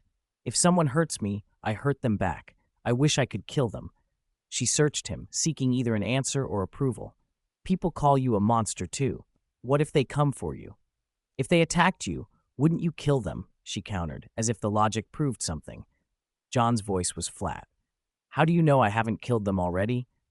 Her hardened expression faltered under that question. John rose and slung his cloak over his shoulder. "Make your own choices. You don't need my permission." He mounted Polo and left. If Furay had known the name Tom Riddle, she might have understood just how dangerous the hunter standing before her could be. Chapter 372, I Made a Choice. He never really fit the hunter's creed. Hunters were supposed to slay monsters and steer clear of politics. John wasn't like that. The second king's name that followed him through the magical world was whispered along with rumors of bones buried in garden soil. After walking some distance, he stopped and set out again to survive in the wild. There was a wizard in the nearby town. John had no interest in getting involved. He found a clearing, started a fire, and sighed. "You ate my venison, then you ate my fish." He felt strangely melancholic. He hadn't eaten all morning and had finally managed to grill 2 fish. Only one remained. He caught himself missing Daphne's cooking, even though he had never learned exactly what it tasted like. He only knew it filled you up. Right now, that sounded better than wondering where his next meal would come from. Foray appeared again and, after studying John's profile for a moment, asked unexpectedly, "Do you believe in destiny?" Destiny. John froze. Harry flashed through his mind. He'd been the one to smash Harry's so-called destiny, maybe even Harry's predestination. Foray sat down nearby. John shifted but stayed where he was, not getting up. "I've decided," she said quietly. "I'm leaving tomorrow." John blinked. "Leave? What does that have to do with him?" They'd only met that morning. They weren't that close. But Foray had been watching him since he came to town. She tilted her head, lifted a hand as if to warm it, then leaned forward until she was almost touching him. "When I was little," she said, "my mother used to poke my forehead. She'd say she'd pay 1 silver coin to know what I was thinking." John had other things on his mind, like whether he should go catch a couple more fish. When he blinked back to the present, a hand was tracing his cheek. Her eyes were calm, rippling like autumn water. John turned his head away decisively. Foray's hand followed, persistent. He dodged again. She sounded a little annoyed. "What's with you? The wood's dry, the fire's raging. I'll get the wine. And the person," she leaned closer, "is right here." John was bewildered. They'd barely known each other a day. What did she mean by this? Then, quietly and earnestly, she said, "I like you, Yadani." Foray's eyes were full of tenderness. John fell silent, unsure what to say. Seeing his silence, she added, a touch hurt. "Do you despise me because I'm a monster?" "No." "Then do you have someone you like?" "No." "Am I not pretty enough?" "That's not it either." John's reply was blunt. "I'm only 15, underage." Foray stared at him in disbelief. He wore a black cloak and his face was carved by sharp angles. A few white strands, pale as moonlight, glimmered in his dark hair. A dangerous aura clung to him, and his brows hinted at ruthless resolve. Yet up close, there was still something boyish about him. She had been flirting with, was it true, a child? "Are you joking?" she demanded. "No, soon I'll be 16. Furay's hands flew to her face. For a few moments she hid there, stunned. Then she forced a smile. "What was wrong with youth? Isn't it a charm?"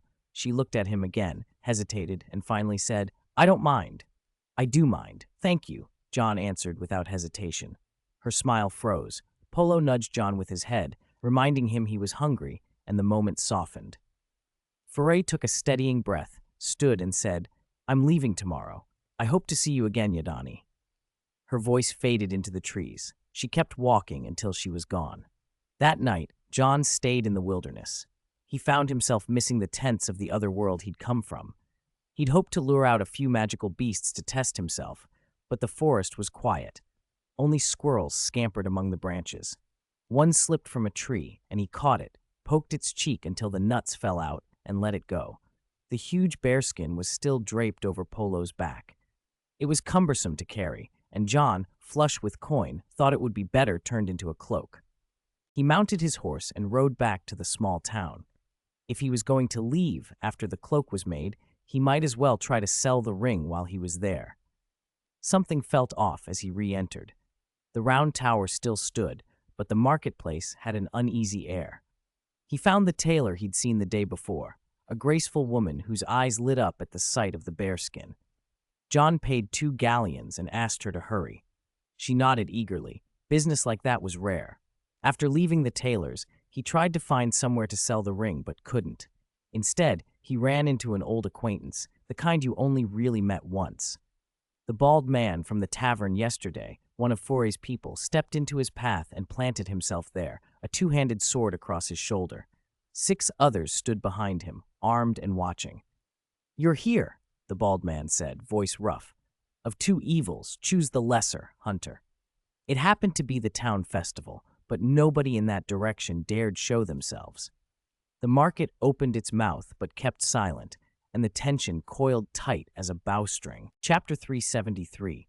John hesitated for a moment, not wanting trouble, and said, "Do you believe me if I say I was just passing by?" He truly had no intention of getting involved.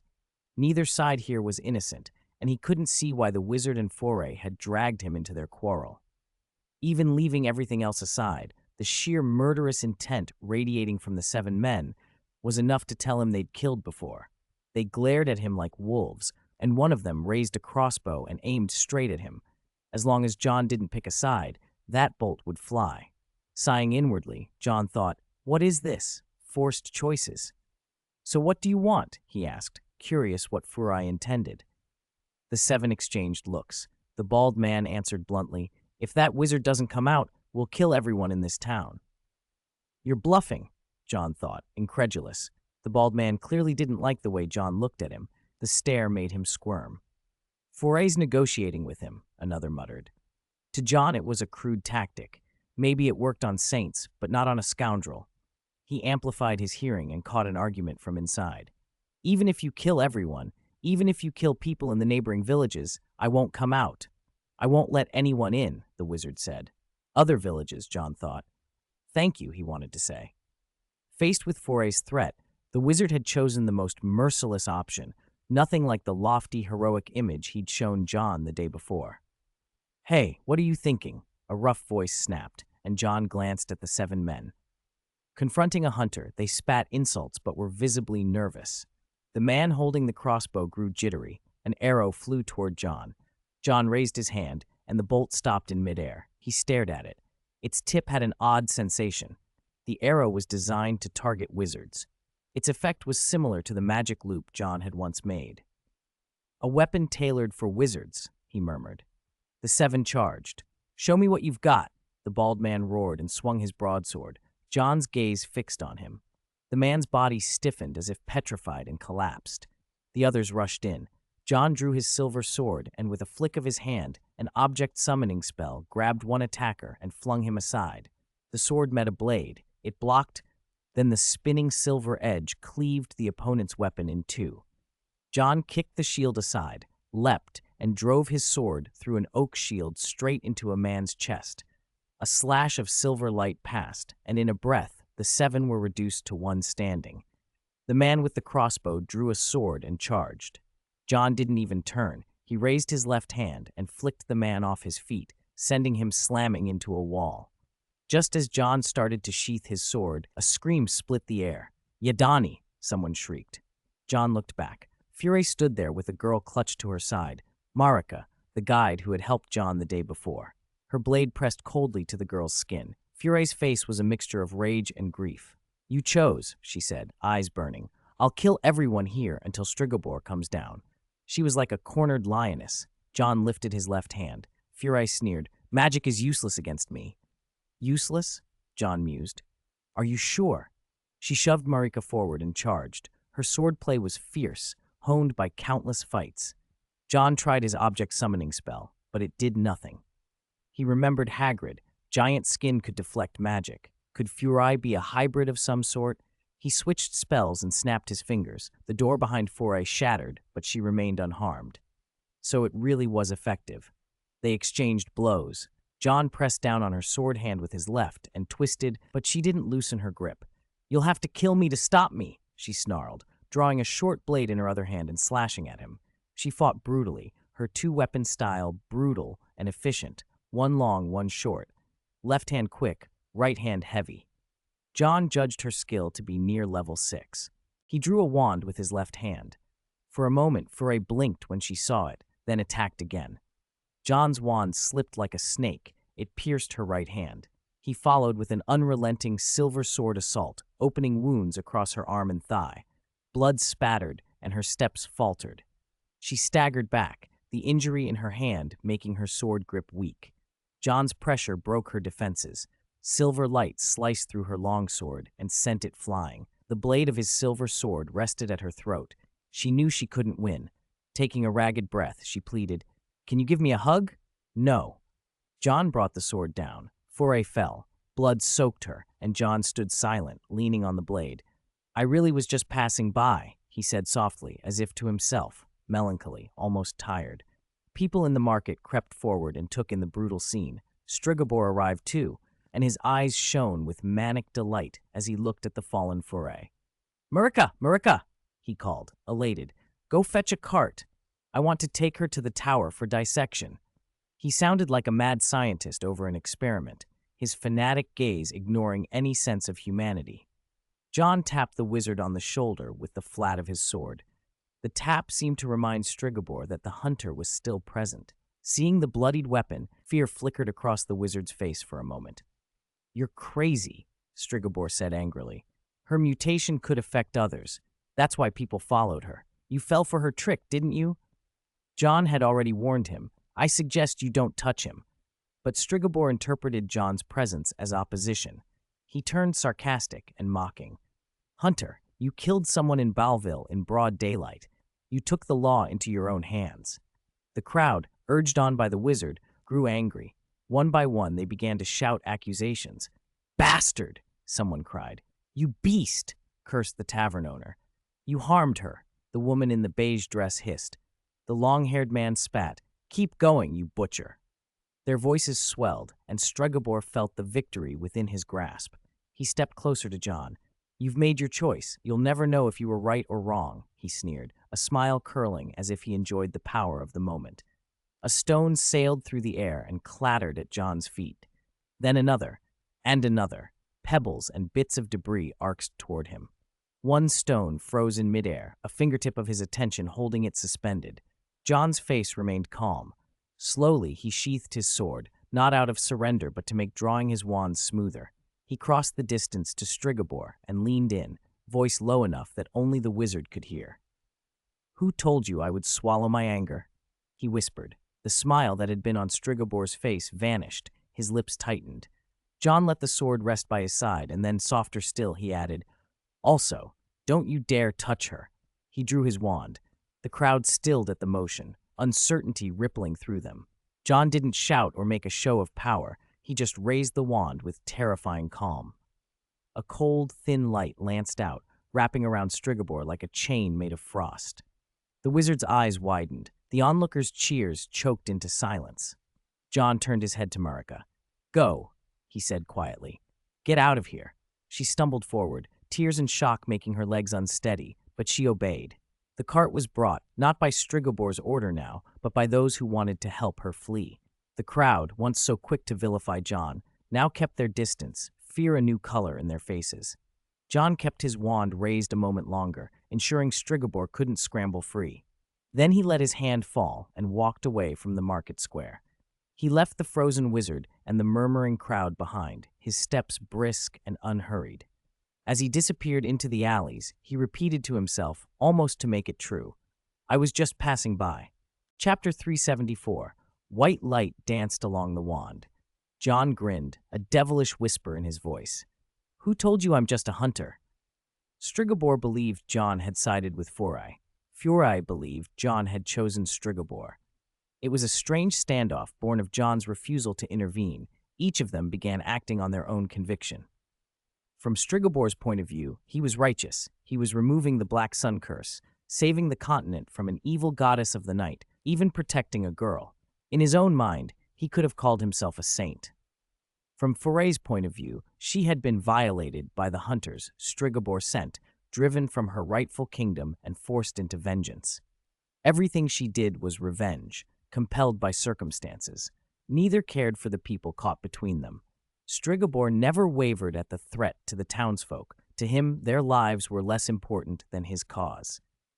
If Foray slaughtered them all, it would only underline the brutality of the curse and sanctify his crusade. Foray, for her part, was willing to use innocent lives as a means to vengeance. John was certain that if Strigobor didn't come down, Foray would lead her people to slaughter. As he'd said earlier, a petty man and a would-be saint. If a saint lived in the tower, he would come down for a child. For a stranger even, Strigobor's acts, like imprisoning the girl and dissecting her, were not saintly. They were petty, vindictive, both were obstinate. Strigobor was a wizard whose spells could not touch Foray's invulnerable body. Foray's sword could not break wizard barriers. Each had the other's countermeasure. Either they would destroy one another, or neither could prevail. Stalemate was inevitable, so both sought help from a third party, a hunter. Hunters, experts at dealing with magical creatures, could break that deadlock. They competed to win John's favor. But John was not merely a hunter in outlook. He was also a wizard, and he thought differently. Strigobor tried to press the populace into moral blackmail. Hunters fought monsters. When monsters killed monsters, it benefited humanity. Strigobor wanted to use that duty and the townspeople's fear to turn them against John, to shame and drive him away the way a kingdom might refuse to pay a hunter because someone called him a liar. That arrogance had always been Strigobor's way. But he had forgotten one thing. When confronting a monster, humility is wiser, especially when that monster had just killed another. The stones thrown by the citizens were mixed with curses and simple ignorance. They did not know that if the monster hadn't been stopped, they themselves would already be dead under Foray and her followers, all because of the wizard they idolized. They saw only what they heard and chose a convenient side. Even Marika, who had seen who struck first, stepped forward and told John flatly, "Leave, Yadani. You are not welcome here." Strigobor believed he could finish his experiment and push the hunter away. Then a streak of white light flew past him and struck the city wall. In that instant, his mistake became clear. A level 6 spell combined with a level 6 shattering, no silver hand or magic crystals necessary, still had the power to demolish the wall. The light racing along John's wand dragged a ragged bolt of destructive energy. The city wall buckled and crumbled into dust with a roar like an enraged dragon. The people stopped throwing stones and stared in shocked silence at the hunter they had been sure they had shamed. Strigobor's eyes widened. No one had told him a hunter could use a wand. Wizards had always considered hunters mutated experiments. Some could cast crude, minor spells, but nothing like this. His arrogance, his view of himself on a high tower, had been shattered. The wand smoked from channeling the shattering spell. John's gaze swept from Strigobor to the crowd. His smile was mild, but the words that followed chilled them. "Since you dared lay hands on me," he said, "you've shown you have the courage to face dangers outside." Innocent as the tone sounded, the meaning wasn't. Use your stones to deal with those man-eating monsters with the same courage you just showed against a stranger. The city's defenses lay ruined. Balville was exposed and vulnerable. Then John added casually, "One more thing, Strigobor." All eyes turned to where Foray lay, or where they thought she lay, clutching her small sword. Everyone expected that she was dead. Suddenly her fingers twitched and her closed eyes snapped open. "I didn't kill her," John said. At that moment, Strigobor went from standing to sprawling on his face. He tried to look back. Foray was a vision of blood, like a demon risen from the abyss. Her neck was twisted from where John had struck her with the flat of his blade, but she still gripped the sword, stained dark. And where Strigobor had stood there were only 2 feet. Foray had severed his ankles. His pant legs sprayed blood as his smug expression curdled into horror. "You're not dead," She's not dead. Strigobor turned frantic. The wizard who had held all the power was suddenly a stray dog, flailing in the mud, clawing for mercy. Save me, Hunter. Kill her, kill her. John holstered the wand with the same care an orchestra conductor uses to lower his baton after the last note. He bowed slightly, looking down at Strigobor with mock regret. I'm sorry. I don't want to be a murderer, he said. Didn't you tell me not to take private justice into my own hands and ignore Balville's laws? He chuckled as Strigobor reached for his ankle. John stepped aside, out of reach, and called to the terrified crowd. See? I didn't kill anyone. Around them, Foray's 7 followers staggered to their feet, injured but alive, still clutching their weapons. John gave a small, elegant wave to the townspeople. Your murderer, your monster, is leaving the stage, righteous citizens. He walked outward through the stunned crowd as if striding down a well-laid carpet. From start to finish, he had chosen no side, offered no help, taken no lives. As Strigobor had set the wheels in motion, so did his choice bring this result. Choices beget choices. Neutrality was a hunter's creed. Retaliation was the proclamation of the wizarding world's would-be second king. A king could not be humiliated. Let those self-righteous citizens ponder that. John left Balville. Nearby, a tailor who had been cutting bearskin watched the chaos. His scissors lay broken, a tradesman's tools ruined. As both merchant and alchemist, he did what he could. He left 2 gold coins as balance and hurried away, uncertain whether anyone would recover them. Later, from a safer distance, he heard what had become of Balville. Strigobor fled as only a wizard who had lost everything could, covered in mud, abandoning the townsfolk he had incited. Furay, wounded in the leg by John's strike, was less quick. The townspeople, who had so readily judged the hunter, showed no lasting righteousness. When real danger arrived, they ran. Chapter 375. Leaving their backs to the enemy had cost them hundreds of lives. Furay's fate was unknown, and the kingdom later hunted that vicious group. I heard they were called shrikes? The legend of the Black Witcher spread further, reinforcing the rumor that hunters were cold and merciless. But John thought it was nonsense. At the moment, he was nursing a headache while staring at a wanted poster tacked to a notice board. Name, Yadani the Black, level, extremely dangerous reward, 1,000 gold. He was certainly valuable. John was wanted. The bounty was tempting. The name Black Witcher sounded as fearsome as the forest demon of the Great Bear. Wearing a bear-hide cloak, he had now arrived at the royal capital, Treedog, to find Emily about the monolith and to see what else the city held. The kingdom once conscripted hunters to deal with the Kangsang Banshee, he muttered, but this place looks peaceful. The central avenue was wide enough for carriages to pass side by side. The people here looked better off than those in Balville. Well-dressed noblewomen in heavy makeup drifted about with servants. John hid his silver sword beneath his cloak. His black hair could have given him away, so he kept his head low. He went into a jewelry shop and left with a small bag of gold.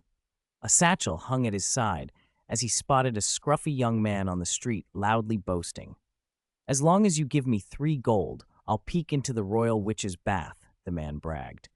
Stop spouting nonsense, Wu Kei, his companions jeered. You don't even know where the royal witch lives, someone said. Wu Kei puffed up. Of course I do. I've seen the royal witch. A voice chimed in along with the ring of coins. I'll pay you 10 silver. Take me to her residence. John stood there and tossed 10 silver coins into his left hand. Wu Kei's eyes widened. No kidding, 10 gold and I'll take you. 9 silver, John said flatly. You can bargain? Wu Kei grew annoyed as John kept lowering the price. 8 coins, 7 gold, I'll take you. 7 silver. John's expression never changed. 3 gold, I'll take you right now. 6 silver. 1 gold, I'll take you.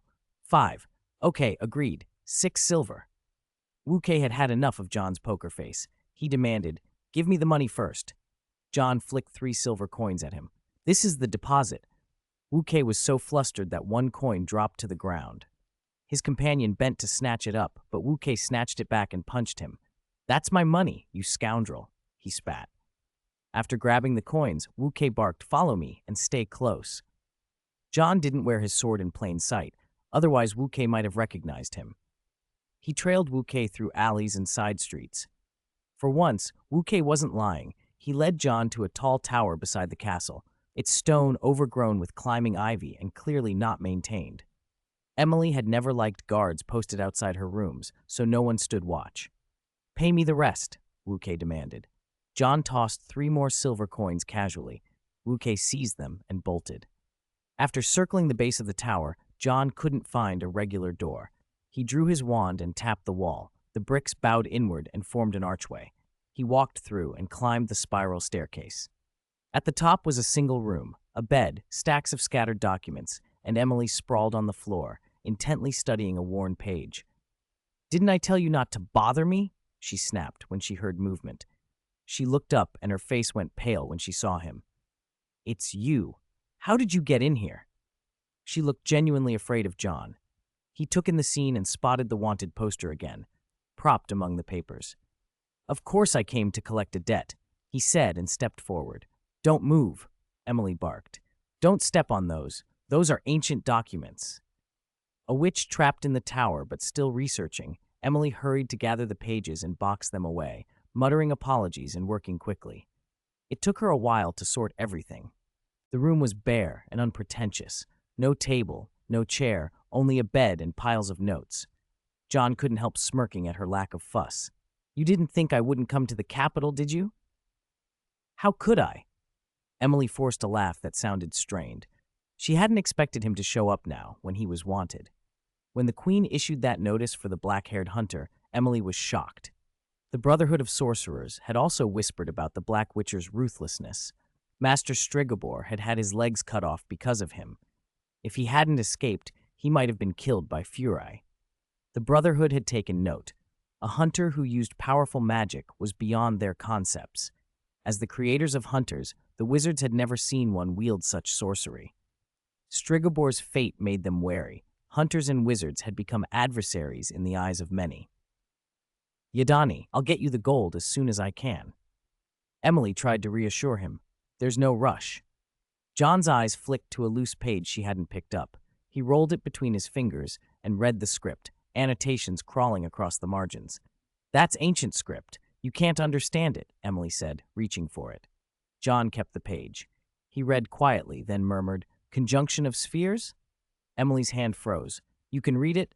"More or less." John shrugged and tossed the paper back. Emily scrambled to catch it, more than a little affronted. She'd expected no one to read those texts without cross-references and study. How could he possibly understand? "I've studied," John said simply. The phrase he'd seen set him thinking. Conjunction of spheres, the day worlds overlap. What the document recorded was unfamiliar even to him. He'd noticed that the more he explored, the more solid and detailed this world became. It felt as if the trial itself was growing more real with each step.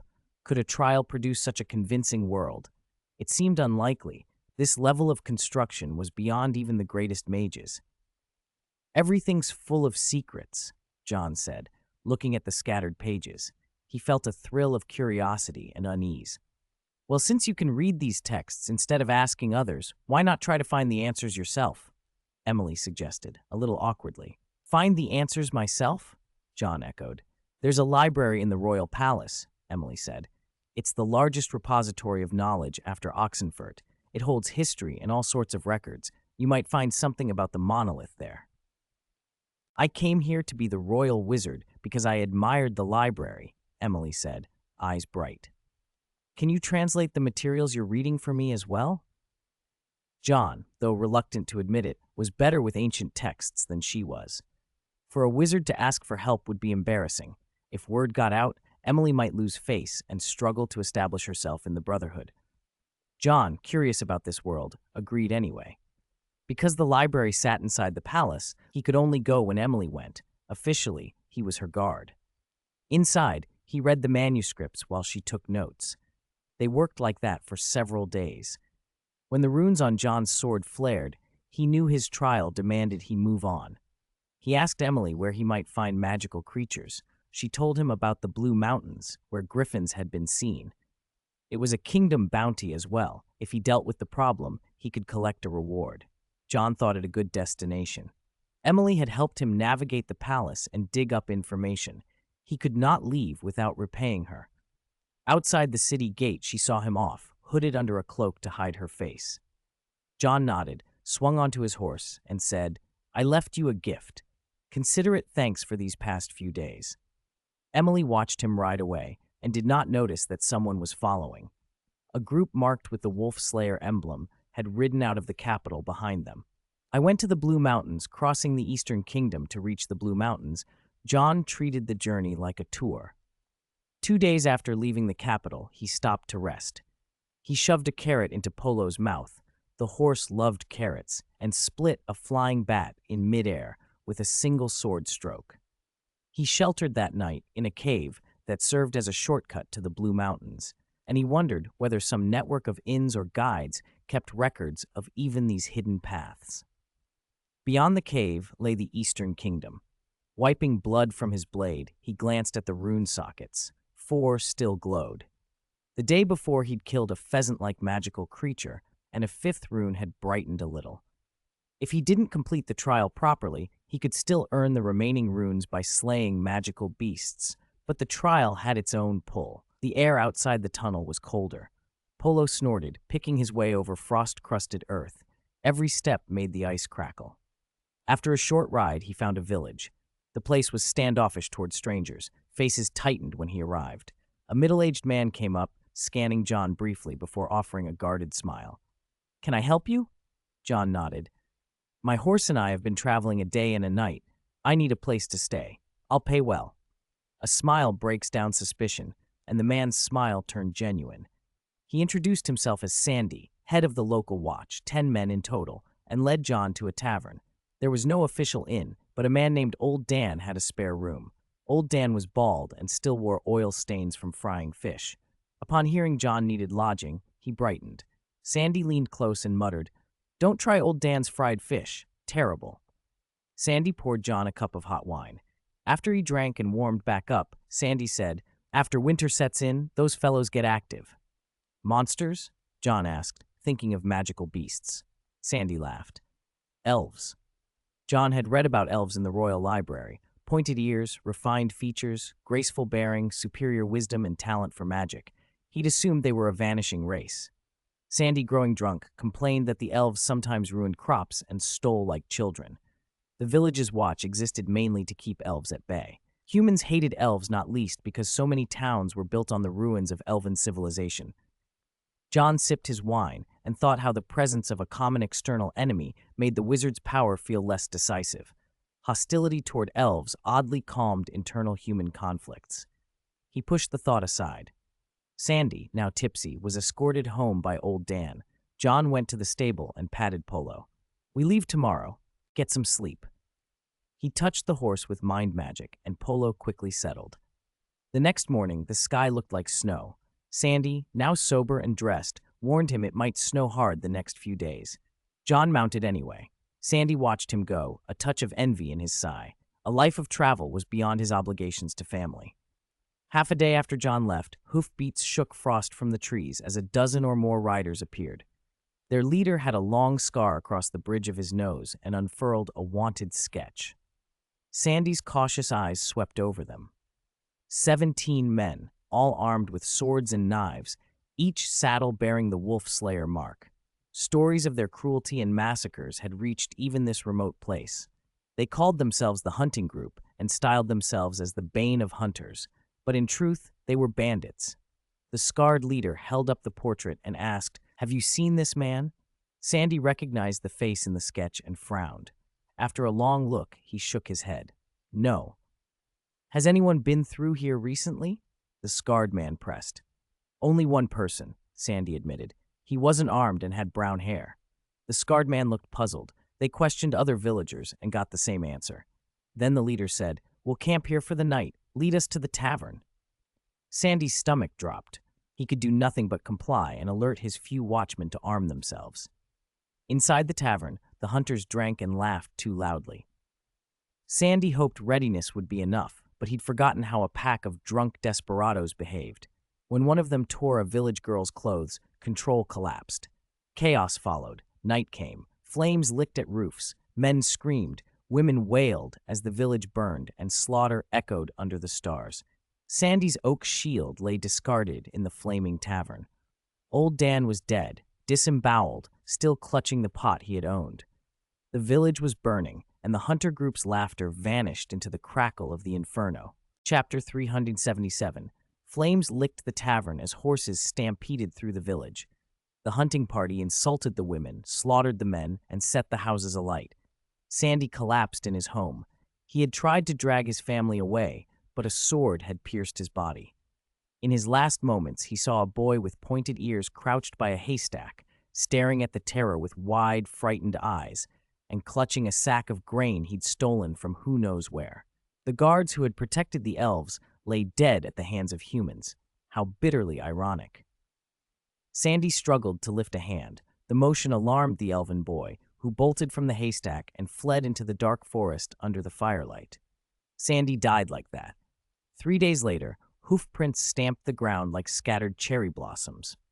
John looked toward the distance where the blue mountains stretched, snow brightening their ridgelines. He had arrived. His brown hair, altered by the all-encompassing spell, gradually faded back to black. The runes on his sword flickered, as if guiding him. An arrow whistled toward his head. John caught it in midair with an upraised hand. He turned slowly. Around him, men reeking of blood stared with greedy eyes. "We finally found you, Black Witcher," the leader growled. A scar cleaved his nose, making it look half-severed. "Kill him, collect the bounty." At his shout, the hunting party surged forward. John drew his sword lazily. The runes on the blade sputtered for a heartbeat, then went quiet. A dark shadow crossed the sky. A colossal silhouette blotted the light, as if night had fallen. A roar rolled over the snow, and the riders' horses reared. "It's a griffin!" someone yelled. Panic seized them. The beast, an enormous creature with eagle wings and a leonine body, tore into them. It swallowed a man whole, then another. Those who tried to fight were ripped apart. The hunters who had massacred villages were suddenly prey. The scarred leader lunged forward and spat at John. "Hunter, kill it! Isn't that your duty, to protect humans?" John smiled without moving. "Sorry," he said lazily. "Hunters don't protect beasts." The scarred man opened his mouth to retort, but the griffin's gaping maw closed on him before he could finish the sentence. Horses screamed and bolted. The griffin slaughtered the hunting party with brutal efficiency. In the distance, a pair of eyes watched from a mountain ledge, a white-haired man inspecting the scene with cold curiosity. Chapter 402. I Slew the Griffin. The griffin's violence left the blue mountains stained with blood. Only 9 horses remained. The rest had been eaten. Finally, the creature remembered the one it hadn't yet devoured and swung its head toward John. It was larger than a giant bear. Its wing feathers had edges like blades. A rider caught in those wings had been shredded as if through a meat grinder. Its hide shrugged off axes. Speed, attack, and defense, this was a nightmare predator. John appraised the beast. "This must be the griffin Emily warned me about," he muttered, remembering the scattered carcasses they'd passed, the griffin's larder. Teeth dripped with flesh and bone. Its predator's gaze locked on him. "If Hagrid were here," John said under his breath, "he'd call you a lovely fellow." He looked at Polo, his horse. The scent of slaughter panicked the animal. John reached out with mind magic and smoothed Polo's fear. "Don't be afraid. We're the predators." His pupils narrowed into vertical slits. He tilted his head. "Cut off your wings or pierce your heart." The beast answered with a hurricane pounce and a lion's roar. John steered Polo into a charge. The griffin's claws, capable of swatting a horse mid-stride, came down. Silver sparks flew as talon met blade. John felt it like striking a steel bar. The impact sent him rolling. Polo thudded away, hauling John clear. He tasted the first knockback of the fight. This griffin struck like a hammer. If he hadn't absorbed the force, Polo might have been killed. John steadied himself, sending a ripple of will to urge Polo to safety. Then he rotated his sword and signaled the attack. Against iron-like armor, the knight enhancement felt blunt, but John had more than that. He grinned as the griffin rose, circling like an eagle before diving. Every strike from it rang with the sound of metal on metal. Sparks showered. John held his sword planted and felt every blow like taking a troll's hammer. He adapted to the rhythm. He'd fought at Hogwarts, against wizards, but monsters fought differently. At the right moment, he lifted his sword. The blade's tip kissed the griffin's biting fangs. A cold gleam flashed near the creature's eye. It hesitated, then thrashed its wings and tried to crush him. The griffin's instinct warned it away. Had it come any closer, John's sword would have pierced an eye and scrambled the brain. John smiled. The initiative shifted. He strode forward with the body and reflexes honed by years of training and fueled by magic blood. As the griffin tried to take off, John lashed out with his left hand. An invisible force yanked on the wings, pinning them a half-meter off the ground. He accelerated, met the next strike with a silver arc, and cut through the lion's pelt. Then, leaping, he grabbed the mane under the griffin's belly and vaulted onto its back. With a reverse grip of his sword, he drove the blade down. The griffin roared in pain, but did not unseat him. John pulled back with every ounce of strength. A shallow wound yawned into a meter-long rip. The beast screamed and flailed. Because the griffin was so massive, that single strike hadn't reached its vitals. Enraged, it launched itself skyward, aiming for the mountain to smash John into the rocks. The griffin's wings beat like engines. Snow and wind roared around them. John planted his feet, braced his grip, and prepared for the next move. He would not let it throw him away. Chapter 378, John drew his magic staff, aimed it at the sword's hilt, and cast a banishing spell. The force met the silver blade like two like poles of a magnet. The sword was shoved into the griffin's body, the hilt vanishing inside. For a heartbeat, nothing happened. Then the silver blade burst free, became a streak of light, and plunged into the ground. The griffin screamed in midair and dropped. John cast a shock absorption charm on himself and leaped from the creature's back. He landed less than half a meter above the earth, as if on a cushion, completely unharmed. "Thick hide," he muttered, brushing at the torn bearskin across his shoulder. "I don't like lions." He raised a hand to summon the silver sword from where it had embedded itself in the ground and waved Polo over. Polo trotted up obediently. They rode to where the griffin had fallen. Its teeth, claws, and feathers could all be put to use, and perhaps its wings would supply material for a pair of meteor shoes John had wanted to craft for some time. The griffin had flown a long way before finally succumbing. It lay in a meteor crater depression in the Blue Mountains, barely breathing, more exhaling than inhaling. The sword had pierced its organs. It was only a matter of time. When John approached, the griffin whimpered, its strength gone. John drew his silver sword and stepped forward. "I'll end your suffering," he said, and the blade became a crescent of silver light that severed the creature's head. Little blood flowed. The penetrating wound had already drained most of it, and the hide, now dead, offered no resistance to the blade. A blood-red light seeped into the sword, illuminating the 5th rune on the hilt. John gave the blade a sharp flick. The griffin's blood beaded and fell onto the stone. He had to decide what to take. His small handbag already held a few things and could only carry so much. As he surveyed the carcass, footsteps approached. Polo lifted his head. A white-haired man drew near, and in the same instant, John's hand flashed reflexively. A silver light went out, and a heavy palm pinned it. John's gaze narrowed. He swung his left fist. His opponent barely tilted his head and avoided it. John kicked the man's knee, freeing his right hand, and sliced across with the sword. The man dodged by bending at the waist. They kept a measured distance and stared each other down. Silver-gray hair, a weathered face. He wasn't young, but his body was still strong. Amber eyes held a mixture of sternness and hidden warmth. He wore leather armor and a sword on his back. A wolf head pendant hung at his throat. The man assessed John with the same careful interest. "Your vigilance is good," he said finally. "Killing a griffin alone says a lot. Where are you from, child?" There was no hostility. John lowered his sword and answered calmly, "Redania." "That's a long way," the man replied, eyeing John's blade. Without waiting for a reply, he went on. "Black hair, a hunter's silver sword, no amulet. You are the Black Witcher, Yadani." He'd guessed. John's features marked him as the rising Black Witcher. But the man had no intention of trouble. After a pause, he added, "There's something unusual about your aura. We can talk somewhere warmer." He stepped closer. "Name's Vesemir. I'm heading somewhere to spend the winter. Care to come with me?" John sheathed the silver sword, watched snow beginning to fall heavier, and nodded. "I don't have many other options." Chapter 403. I entered the castle. Vesemir was efficient at butchering and packing carcasses, decisive and quick in a way John admired. With two of them working, the griffin was bundled and ready long before the snowstorm truly set in. "Did a wizard make this bag?" Vesemir asked, watching John tuck teeth and feathers into the small handbag. Even an ordinary eye could tell the little pouch was no normal container. Polo carried the heavier pieces, the head and claws. Still, a large part of the griffin's body remained where it lay.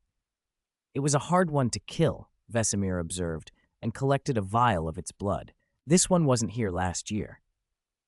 They followed the riverbed, through another gully, and up a narrow mountain path. From a distance, John could see the ruined castle set among rock walls. War had left it damaged. Only remnants of the defensive scaffolding and a few surviving towers and the stout main keep remained. "Hunters don't seem to be in a good place," John said. Vesemir's eyes softened with something like nostalgia. "We're not welcome everywhere."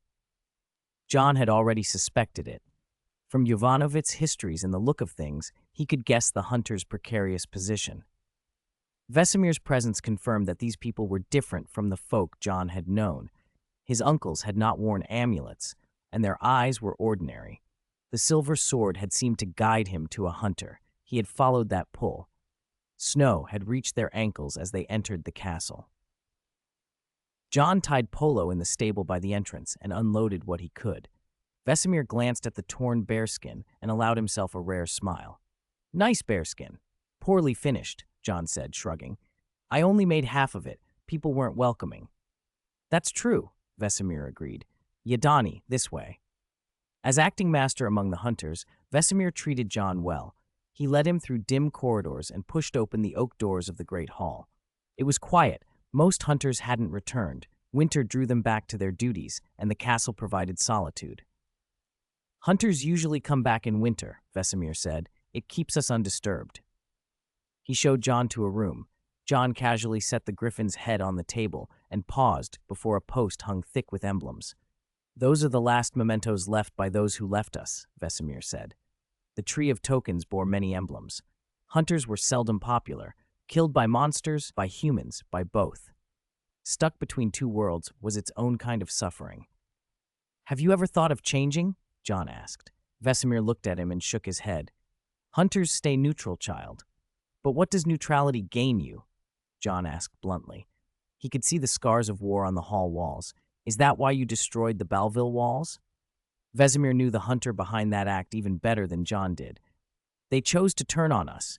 I won't protect people who throw stones at me." Vesemir had sparred briefly with John and seen his style. "Your swordplay is good, but it's not the hunter way." He tossed firewood on the hearth and sparked a burst of heat into flame.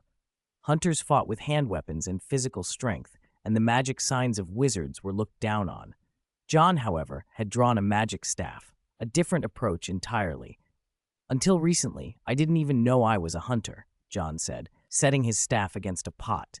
He murmured, and water in the dry pot filled with clear spring water. Vesemir, who had just gone to scoop snow to boil, froze in surprise. "Simple spell," John said with a small smile. "The rooms you mentioned. I'll pick one." Vesemir nodded and leaned in the doorway. John picked a less collapsed room. Two mice scurried from under the bed and were frightened away by him. He tapped the bed with his staff. The dust rolled into a neat ball and blew out the window. Vesemir watched him with a mild frown. "Magic is convenient," Vesemir said, "but relying on it too much will make your swordsmanship atrophy." He glanced at John's silver sword and after a moment softened. "I have time before others return." "Then teach me," John said simply. They left the warmth of the hall and made their way back outside. The snow fell around them, but to two hunters it was little more than decoration. Chapter 379. As hunters, they had extraordinary physiques. Vesemir drew his sword. It was John's first time watching a hunter's fighting style in person. Vesemir's swordsmanship was steady and economical. No needless flourishes, every strike meant to end a fight. Against the old man's assault, John, despite his own skill, was forced to retreat again and again. With level 6 greatsword mastery facing him, he felt the pressure of someone beyond his reach. After more than 20 clashing blows, a blade pressed against John's throat. Compared with John's disheveled state, Vesemir looked calm, almost amused. John couldn't help the thought. He reminded him of Dumbledore with a sword. By swordplay alone, John had no opening. But he wasn't just a swordsman. A wand slipped from John's sleeve. "Protego," he cried. Vesemir's strike was deflected, and a white light flashed from John's wand toward the left of Vesemir's body. Vesemir raised a yellow shield with his left hand. "Ard," he muttered. "Expelliarmus," John shouted. The combined force threw John clear and sent Vesemir's sword flying from his grip. John rolled twice on the snow to dissipate the impact and rubbed his shoulder, which felt as if an ox had hit him. Vesemir, surprised for a moment by his disarm, watched his weapon tumble into a drift. John walked over, dug it out, and handed it back. "You are the best swordsman I have yet seen," but John said without the faintest hint of disrespect. "If I want to learn, what price must I pay?"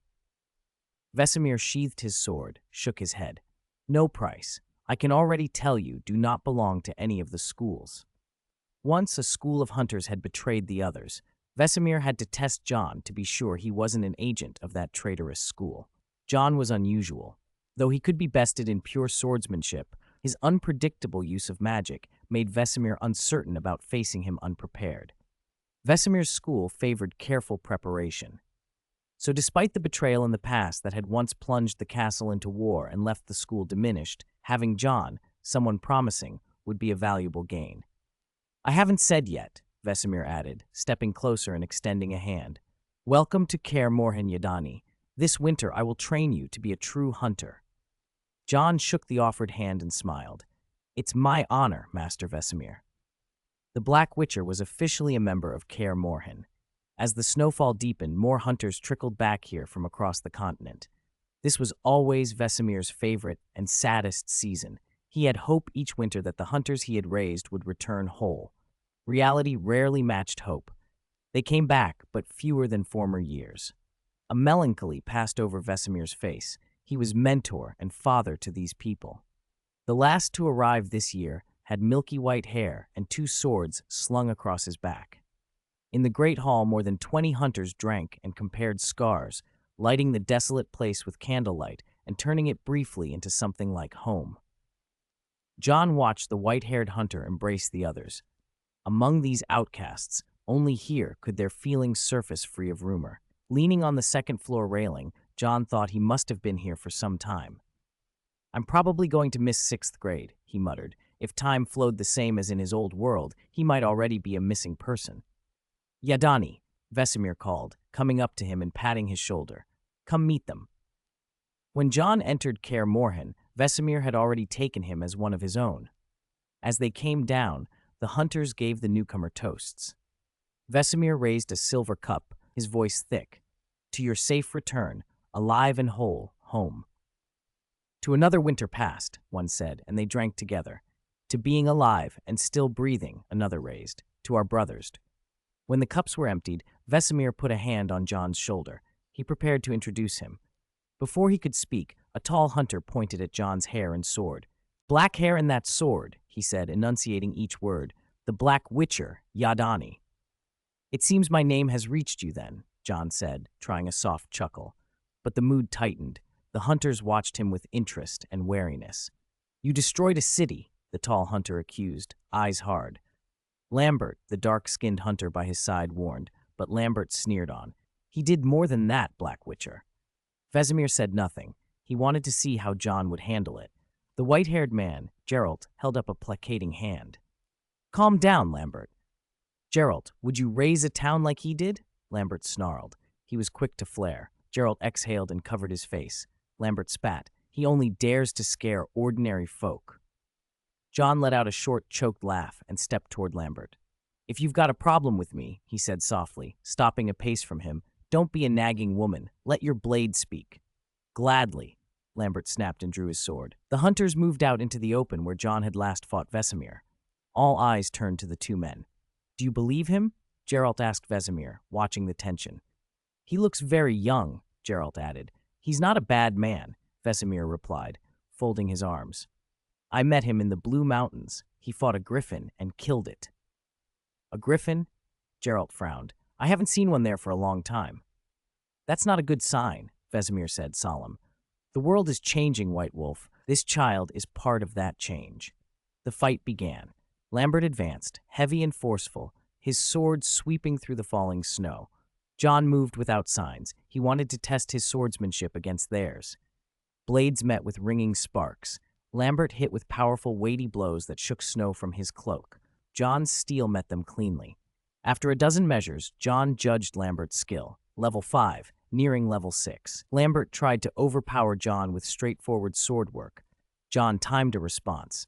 As Lambert overcommitted to a strike, John flicked Lambert's weapon aside with the point of his blade, danced 3 paces in 2, vaulted, and drove his knee into Lambert's chest. The tall man staggered back, then fell to a knee. John's sword spun and stopped at Lambert's throat. Where Lambert had scorn, there was now a look upward and begrudging respect. John stood calm, blade steady.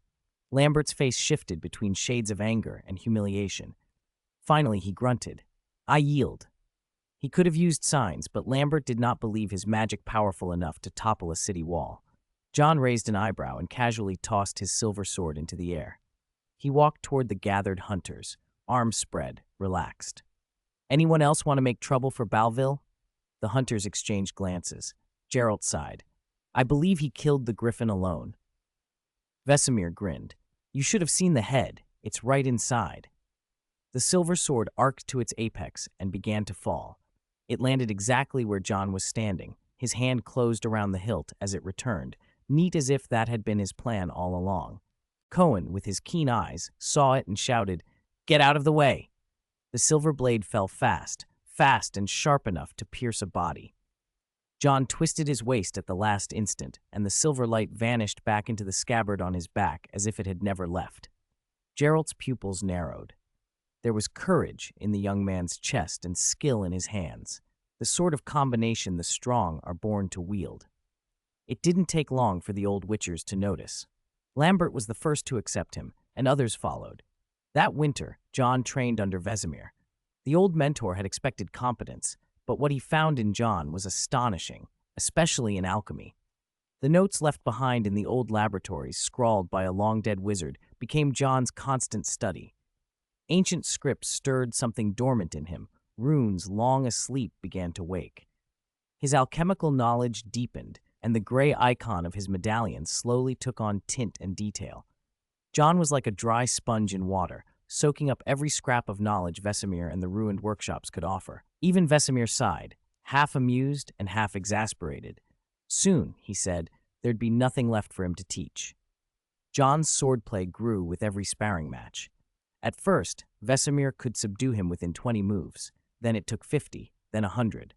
Of all the men at Kaer Morhen, John grew closest to Geralt and Eskel, Geralt in particular.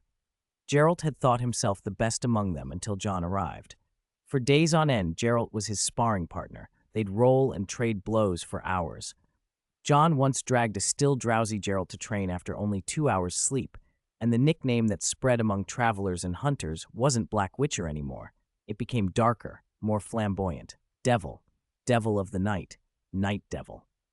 In the castle at night, people swore they glimpsed a ghostly figure moving through the battlements. Winter ended, as winters do, with hunters drifting away to their roads. John had nearly exhausted Vesemir's store of knowledge. "I don't think I can keep you here much longer," Vesemir said one morning, sitting him down. He patted John's arm with both hands. "I won't ask more of you than I should, but as a witcher, do what you were made for. Kill monsters." Vesemir placed a silver wolf head medallion around John's neck. John was officially a witcher. The medallion hummed, a white light leapt from it and flowed through his sword. The 6th rune flared, and the 7th began to quiver faintly. He understood. Another trial was beckoning. John reached into his small pack and took out a ring. He tossed it to Vesemir. "A gift for your days," he said. Vesemir caught it and watched silently as John swung onto Polo and rode away. The silver sword would guide him on. He traversed passes, broke out of the Blue Mountains, and slew strange things along the roads, creatures like mantises with tough shells and high resistance to magic among them. The clash between witcher methods and wizardry in the ruins had altered him. Hunter alchemy collided with wizard alchemy inside his mind, and John felt something like a premonition. Perhaps level 7 was not beyond reach in this world, perhaps not even in this life. The reforged meteor shoes allowed him to glide for a moment through the air, but he still preferred the steady rhythm of a horse. Polo, too, had changed after the long winter, lazy, listless. John suspected the horse had taken a fancy to Gerald's mare. He laughed, patted Polo's neck, and used a gentle thread of mind magic to nudge the animal awake. He reset the horseshoes and fitted them to spare the creature's hooves on stony roads. They rode on. A column of soldiers marched past, ordered and grim. "This continent is about to go to war," John heard among them. He frowned. He was in the kingdom of Redania then, Rivia's lands, and word traveled fast. Sintra had been attacked. The lioness, Queen of Sintra, had been killed in a massacre. A southern power had risen at an unknown speed and swept through borderlands. War moved like a blade, clean, cruel, inevitable. Witchers kept to neutrality, always had, but John was no orthodox witcher in all things. Sometimes he paid coin to street-bred children and refugees for information on monsters. The kindness he offered was transactional, he said, but those he aided remembered him. Where once the Black Witcher Yadani's name struck fear, John found himself being called compassion by those who had seen him save a life. He thought briefly of Geralt. "I remember he once mentioned a child in Sintra," he said to himself. He drew his silver sword and looked at the runes along the blade. After his recent travel and the beasts he had felled, the seventh rune was only dimmer than the others by a hair. He had no fixed destination. He might as well ride toward Sintra and see what news awaited. Bandits and looters preyed on the chaos, and more than a few ended up as legends told around hearths, the Black Witcher's sword making short work of them. But not everyone was telling tales of mercy. News reached the Brotherhood on Thaned of a different sort. Strigobor, a wizard who had been maimed by a mutated female Furai, had crawled back to the island with missing feet and hands. He painted himself the victim and blamed the Witcher who'd been seen alongside the mutant. They intended to massacre a city, he told the other mages, weaving illusionary hands and feet about himself to hide his ruin. The others listened, faces darkening. "We should prepare to eliminate that devil-like Witcher," Strigobor said. To him, a Witcher who could blend sorcery and swordsmanship was more useful to study than the mutant, and his jealousy sharpened into malice. Wizards argued. Nilfgaard was a growing threat, they said. The Southern Empire recruited wizards, plotted whole wars. Yet the arrogance in the Brotherhood made them blind to everything but their own pride. One of the older Witchers there, listening, fell into quiet thought. John didn't know about these councils. He only saw the aftermath of war as it crossed his path. Villages burned, caravans murdered, and families left to pick through the wreckage. He left Rivia behind, the road taking him towards Sintra, when he came upon a small merchant homestead. A man had gone to sell cloth in market. He'd not yet returned. A woman and 2 children guarded a small yard. John had a dead deer slung over his saddle, trophy and meal both. He walked up and dumped it at their gate. The daughter went very still and stared at the sword on his back. She did not look like a peasant child. High forehead, neat brows, wide-set eyes, hair pale as frost. Her fingers were long and fine, not calloused with fieldwork. John studied her for a beat and decided he didn't care where she came from. He planned to light the 7th rune before he reached Sintra. Wild venison was worth more than coin on a long road. The mistress of the house started at the thud of the carcass. "Who?" she began.